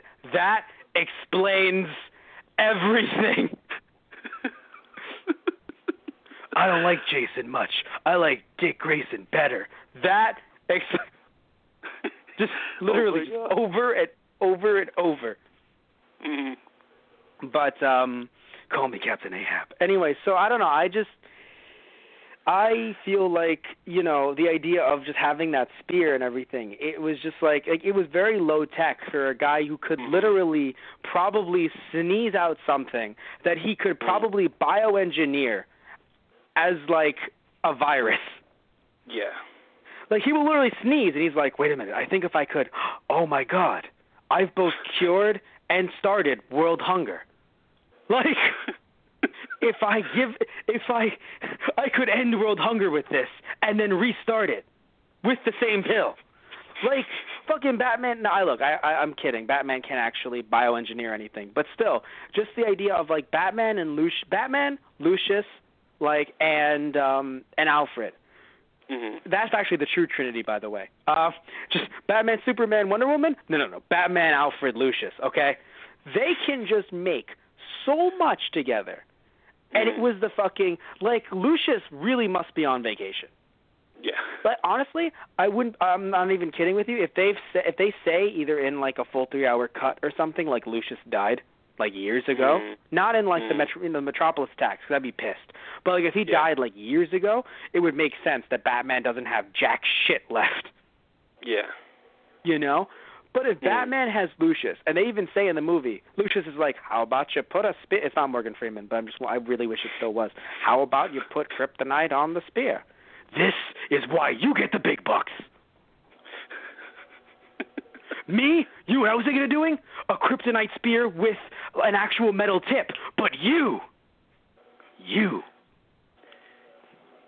Like, it just, you're trying to really stifle laughter. It's just, oh my God, yeah, you keep pushing the barriers. It was just like, it seemed very low tech. Now I know in Batman, The Dark Knight Returns, he had a freaking, a bow and arrow, and he still had his same, kryptonite, he has kryptonite grenades. But I believe in Dark Knight Returns, did he have brass knuckles made of kryptonite? No. Or actually, no? Wait. No. Okay, but was the inside of his suit lined with kryptonite? Yeah, that it was. okay, that's what I think we could have done at least.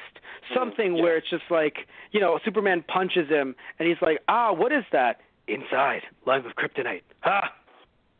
Bruce, that hurts human beings. No, it blub not.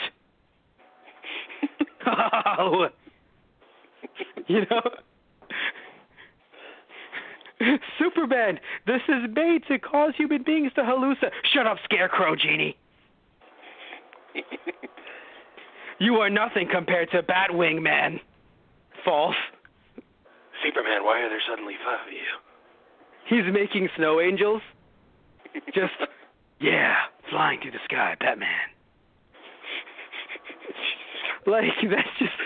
No, because, all jokes aside, though, if he had lined it with, something, it would have made more sense. I don't know. It just felt like also, again, jumping back to Dark Knight Returns, that was made in the 80s, made to be in the 80s. So, again, his supercomputers, and even Lucius there with him, they weren't going to make some crazy high-tech fancy machine or jiggery. You look at, it's the same thing, a similar situation with, Green Lantern 2011, where it's just you can imagine anything, a fist! Are you really gonna anything really? Well, the tracks are when I was younger. That's actually nice. That's a nice throwback. And another fist. Really? Are you guns? Everyone has guns. Are you really? Pretty much. It's one of those. Yeah. So I wasn't a big fan of that. Oh, but now let's go back to Lex's plan. Oh no, please talk about your problem. No, talk about your problem. My main problem with the fight is Batman. I'm not fully convinced he wanted to kill Superman, only because of the amount of time it took him to get to the freaking kryptonite spear. If he really had wanted to get it done earlier, there are so many simpler alternatives. He had the kryptonite grenade, shoot a grenade at him when he's stunned, have the freaking kryptonite spear on you, or even a kryptonite dagger, and just do the job right there. As far as Superman goes, this pissed me off so much because I thought we'd move past this after Man of Steel. Batman is loading a kryptonite grenade into the launcher. At this point, you have your powers back, dude. Why are you watching him do it and let yourself get hit? Move. Do something. Are you putting a Jolly Rancher in there? Because it doesn't smell like a, oh, God, no! Honestly, it wasn't a Jolly Rancher. Isn't it? I'm like, why are you just watching this move? You can get to him and remove the gun before he does anything.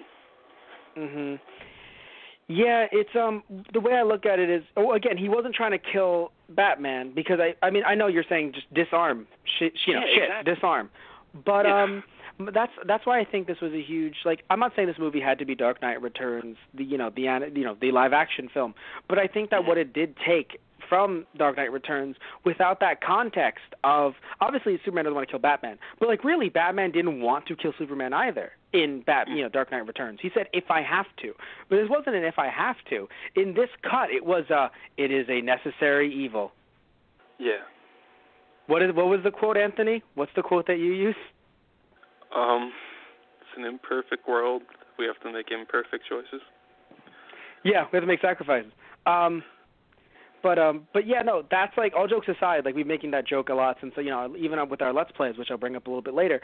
It just makes sense that if that was his choice, because that's really how he reacted in Dark Knight Returns. But this isn't Dark Knight Returns. This is, no, I saw you do bad shit, and I'm going to kill you dead. But not quickly. I paid for this shit. I'm going to use it. Exactly. It's like he made all of it, so it's no, I need to show you. I don't have anyone else to show. Not my dad. Not my mom. My mom's name's Martha. What? Let's just be friends right now. Don't worry, we'll get to that soon. We'll get to that soon in a few. I know. But talking about, but Lex's plan, I feel like it was a little bit, convoluted, or at very least not well planned. Not because of the fact that you were saying he can literally just fly around the city, Superman, and just find her. Because to be fair, in this movie, clearly he is so fucking underpowered that he couldn't even do that if he wanted to. The fact that Lex just assumes that they're going to fight. I know in theory it's no, but Lex doesn't think of compassion. Lex only thinks of fighting. Lex, wouldn't think in advance of that. It's but, and again, comic books have plans like that all the time that fail, so it makes sense. It's just, but his plan also was based on him, in my opinion, seeming like he just learned that Clark was. Like, he was planning this Batman shit for months, but I don't think he knew that Clark has been the bad guy for a year and a half. Well, a bad guy in terms of he thinks he's the bad guy, from Luthor's perspective. Also, another thing, too, is I like Lex better as... Oh, by the way, I assumed he thought that, his plan was they both kill each other, I rule as king. Good day. But I don't know. I like Lex better as, I don't want to say the word anti-hero, but he just occasionally does evil, but really he's trying to better humanity. Yeah. Where in this movie, he came off as just completely batshit crazy evil, and I'm not really a big fan of that. Now, I know when pushed, he turns into crazy evil man, and frankly, him bombing what was it? It wasn't, what was it, the congressional building, right? Yeah. Made a lot of sense, because that's some shit that he would do. I mean, he did it in Luthor to prove a point. Exactly. Yeah. But unlike in Luthor, right, where it feels like he will sacrifice things just for the quote-unquote betterment of the world to try to kill Superman, it felt like he just wanted to just destroy the whole world and be the king of it. Regardless of what's going to happen, I will be the ruler of this world. And frankly, that's not what Luthor wants. I mean, somewhere I think he feels that way, depending on your interpretation. But I do feel like, depending on the interpretation, Luthor is very much like no, I want people to rule themselves. I can't rule them. That's the point of not having a Superman. You are all governing yourselves. Fuck this guy. Right? Now, mind you, he commits crimes to get to that point. So it's not like he's a hero in any way. But it just felt, it felt weird because he just felt like a standard crazy superhero villain. Like, really? Honestly, this interpretation of Lex Luthor, well, he still had the same morals that he really does as Luthor to a certain degree. Like I said morals earlier, but I mean more so his ideas of, look, I'm going to destroy Superman because I don't like gods. This idea of gods in the sky. No. That's similar. But I think my problem is that in the way it comes about in this film, very much just like a standard Batman villain. Like, right, like him making this tech, him in a way having these bombs and everything, and in a way like, oh, this could destroy the world and everything, and making this creature. It felt like a Superman. I mean, okay, it's funny. Being a scientist is more Superman-y in a way, like making a monster. But just in how he spoke and how he acted and how in this plan that he made, I don't know, it felt very much like a Batman comic. Which stinks because, Lex Luthor is obviously more Superman in how he, like, what he creates, like, these bodies of armor. I don't know. It just didn't feel, like I said earlier, like, oh, certain morals connect. Or I said morals overall, but I want to clarify. Certain morals felt like Lex. Other ones didn't. Or just his general plan didn't really work out as well. Yeah. It just feels very convoluted, I think. Batman's monologue, though, the most Batman thing I've seen in this movie. Oh, absolutely. Now, just also, to clarify, we're talking about the monologue when he says, like, if there's even a 1% chance, that monologue, or a different one? Yes. Okay, good. Yeah, I was like, love that yep, so that's much. you. Yeah. Yeah. Oh, by the way, another thing I want to really mention, don't know if I've said this to you before the podcast or not, but I have to say it here. I just okay, we're going to talk about the Martha scene now, right? Okay. Look, this scene is just as dumb as everyone has been telling me that it is. And hear me out. Let me explain why. Not that they shouldn't have had a moment to connect with each other on a level that, these two guys can connect with and really start to have that turn the tide as to, like, wait a minute, we're not so different, you and I, right? It made sense. The reason why I was mad, or not mad, but I'm still like, oh, my God, like, this is so bad and dumb. He would have reacted the same way if he said mother. Exactly. Like, I don't tell people that they need to talk to Nancy. I call my mom. I literally had the same thing. It was another case of great idea, horrible execution. Yeah, because, look, I know it was a great way to tie it together, like I just said. And it tied Batman's trauma regarding his dead parents. But guess what? Right? Mom would have sufficed. After all, his Martha didn't die. His fucking mom died. Literally, all he had to say was, you're letting them kill my mother, or something like that. It gets the point across that Batman realizes he has someone in his life he cares about, someone that he's going to lose. He has a mother. And it humanizes him in Batman's eyes. You didn't need to say Martha to make the name connection. I think it was a nice connection, though, because it never actually hit me. Like, oh, shit, that's right. Yeah. or at least maybe like one comic brought it up. So, but it's been a while. So, like since I've read like a comic where the two of them have teamed up. So like it didn't hit me like, right, Martha, what? But I don't think it needed to be like, it feels like they were like, oh man, the mom connection would be real nice. Wait a minute, they're both their names are Martha. Wow, that's so mind blowing. Let's put that in here. Like, look, if I'm going to say anything about Zack Snyder, I don't know if this is all Zack Snyder, but I'll say this much. Let's just pretend that it is, right? I think he might need someone a bit like how Lucas needed someone in episodes 1 to 3 to kind of rein him back and be like, hold on there, buddy. You know? I think what he needs is what they're doing for the solo Batman film, where Ben Affleck is writing and directing, but he has Jeff Johns on hand as a consultant to make sure it's staying true to the character. Yes. So you're saying that's funny. So you're saying he needs, so what does Zack Snyder need? Zack Snyder actually needs, he needs Ben Affleck to write and direct, and also to have Jeff Johns as a consultant. So what's Zack Snyder doing? Correct. No. Yes, I agree with you. He needs Jeff Johns, or he needs someone there to be like, to kind of slow him down, because again, episodes 4, 5, and 6 were not all made by Lucas. Lucas had the general idea, right, and to a certain degree, though even that fucking changed, and we're not going to get into that now because that's a whole lot of stuff that, we've gotten into with our Star Wars episode, Star Wars episode 4, 5, and 6, 1, 2, and 3 podcasts that we've talked about on our Star Wars Wednesday stuff, right, which I'll mention, our podcast a little bit later when we're wrapping up the show. But really long show today. Like it. So there's a lot in this movie, right? But anyway, so yeah, I definitely think he needs that, because it just, and it sucks too, because like, he needs that for the future, but we still have this forever. So like, this will never go away. Like, even if you're going to try and retcon it in the future while still keeping things in continuity, it's just like, but this happened, though. Like, for the next 10 years, the Justice League will be founded on this Batman and this Superman. But, I want to ask you one more thing. We're getting close to the end. What did you think of the actual death of Superman scene itself, in terms of the way it was shot, how it looked, everything? Yeah, I enjoy the idea of him sacrificing himself. It's just a very Superman thing to do. Again, another very Superman thing. The same way, earlier I was like, well, the most Batman thing, right? But I just don't feel like we should be I don't feel like a Justice League movie is a Justice League movie without, Superman. The same way that if Captain America sacrificed himself and they started the Avengers without Cap, it just wouldn't feel right. Even though, to be fair, Cap came in later, didn't he? Yeah, so did Superman. In the comics? Actually. Yeah, Superman too. So did Superman. Really? Yeah, okay, then never mind. I'm the asshole.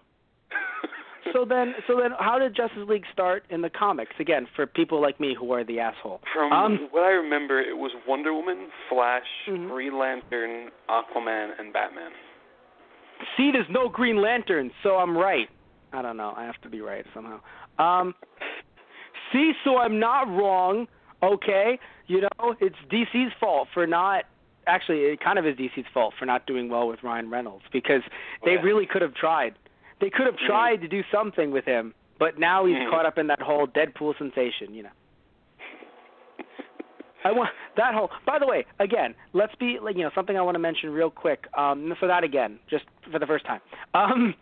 Deadpool, right? Deadpool – Let's look at some box office numbers, shall we, Anthony? Absolutely. So let me look up the Deadpool film right now. How are y'all doing? Y'all doing nice? You like the podcast so far? I think I have too. Okay, so better than the movie. So looking at Deadpool, the budget was better than better than podcast. So the budget was $58 million for Deadpool. They made like 61.2 million, whatever, 761 million. Okay. That whole thing, right? This, the budget for Batman Superman was 325 million as a gross, and its net was 250 million. So the point is that many more millions, regardless of what you're counting, compared to Deadpool. And I'm not going to sit here and say, oh, man, I don't want to rant on Deadpool right now. I just want to say that the box office, $864.3 million. Now, I'm not a math guy, but, I'm just trying to say. Now, I know, look, we didn't have Ben Affleck. We didn't have Henry Cavill. Like, we didn't have a lot of things that we had in, like, obviously Deadpool was a lot different than Batman v Superman, Dawn of Justice. It's obvious. I'm just trying to say that when you have Batman v Superman be a movie that had the largest drop-off in terms of box office revenue, not seen since Wolverine Origins, there clearly is a problem here. Now, I understand that it is a little bit awkward that, we do live in an age where someone will see a movie 8 times, and that's why every movie has to, be seen a lot, too. Because I will admit, it would be nice if we lived in a world where only, like, one person could see a movie once, and movies would do, well. But still, this movie, yes, it grossed worldwide 800, something million. So obviously it's like it grossed a lot. But compared to its budget and everything, and especially how the movie even looked in some ways with the CGI, it was like, how much did you spend on this? You had $250 million, Like, my point is this, right? My point is that I think that Deadpool effectively used its budget better and somehow made a more entertaining movie, and people respected that by seeing it so much and loving it so much. And looking at this movie, even if you're going to say, oh, well, like, let's take the budget out of it, $250 million, doesn't matter. The special effects don't matter. Just the way it was written, and especially spreading it, word of mouth and everything, clearly made people who went to see it the first weekend because Batman versus Superman not go see it again and not tell their friends to go see it again. Because, like, look, right? There might be a chance, maybe, that I'm going to see Marvel Civil War this weekend. Why would I be seeing it without you, Anthony, even though I promised to go see it with you next week? Because Mother's Day with my mother, who is a mother, who, by the way, not named Martha, but named Nancy, as I said before. So, yeah, like, maybe. I might say but anyway, but what's the point of that, right? The point is that this is a movie that I would go see twice. I haven't even seen it yet. But I think seeing it once, I'd be like, yeah, again, because I've heard some great things about it and everything. But after seeing this movie, and seeing it once, Batman v Superman, I would not go see it again. I would have told you, I'm sorry, Anthony, you're shit out of luck. Are you paying for my ticket? Like, did you see this movie twice in theaters? Yeah, actually. Granted, really, the reason I saw it twice was because I initially was going to see it in theaters. I had bought my ticket already. I was going with a cousin, but it turned out that me and my same cousin were able to go to the premiere. Yes, so you actually got a red carpet experience. Yeah. So, but then I still had my purchase ticket, and I figured, you know what, let me see it again, because I really, like I said, the first time I saw it was the red carpet. I was a bit hyped up for it, and I really loved what I saw overall. So I said, let me see it again.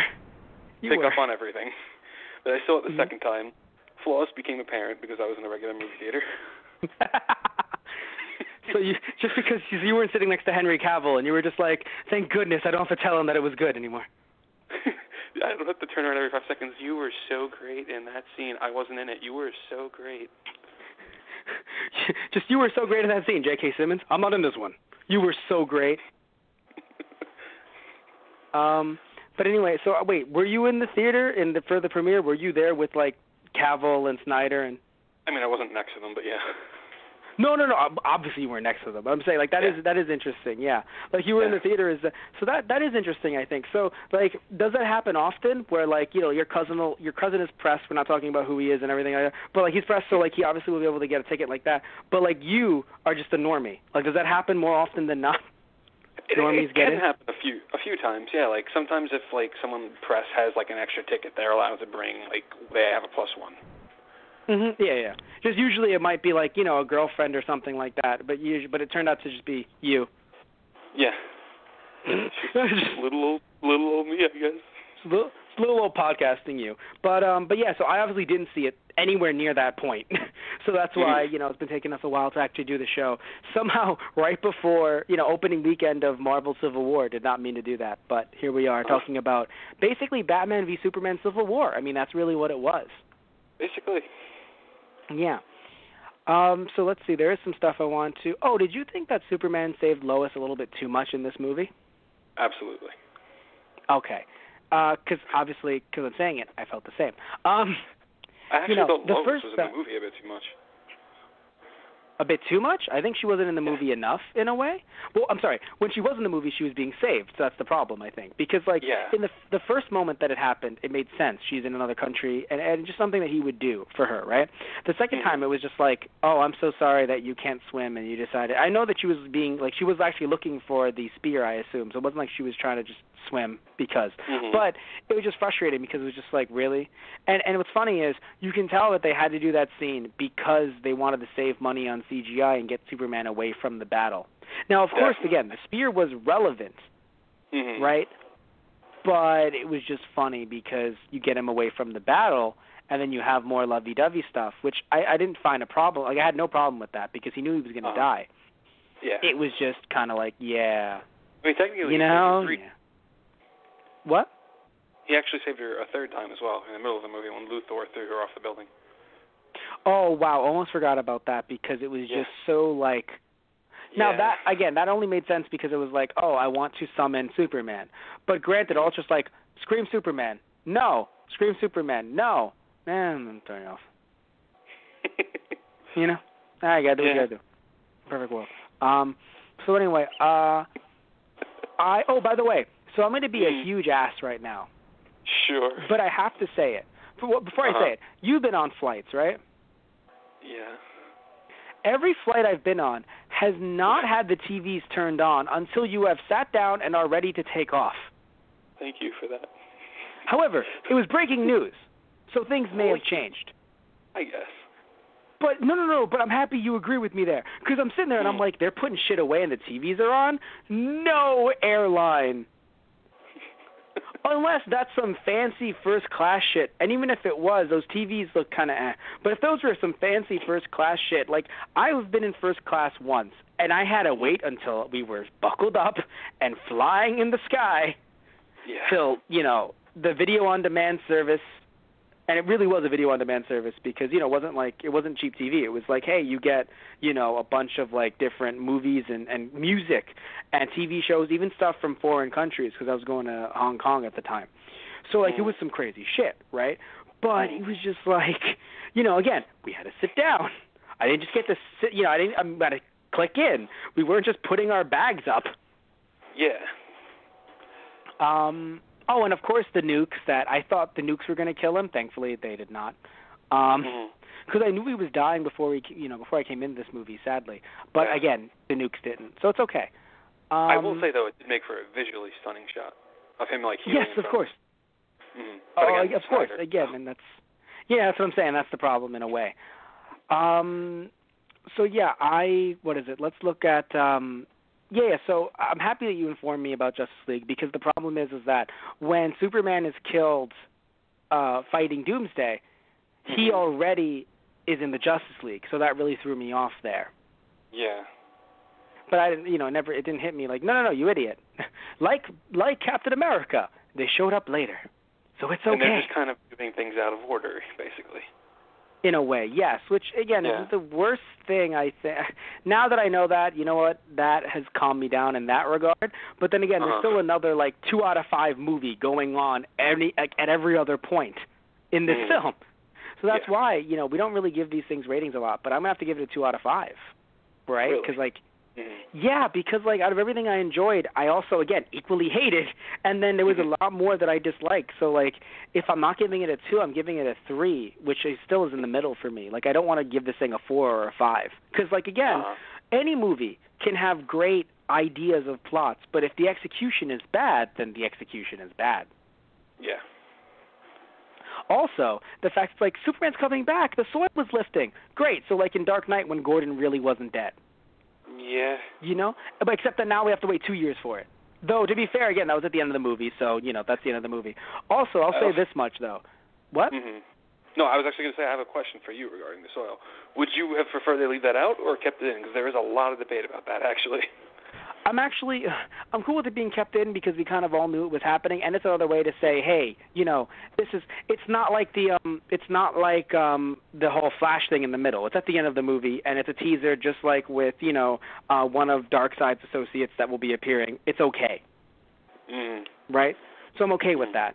What I, didn't enjoy, and I'm going to be real quick because you have to end this real quick, is just like I feel like a Superman funeral should have had a lot more cameos, but we couldn't because we just started this fucking franchise.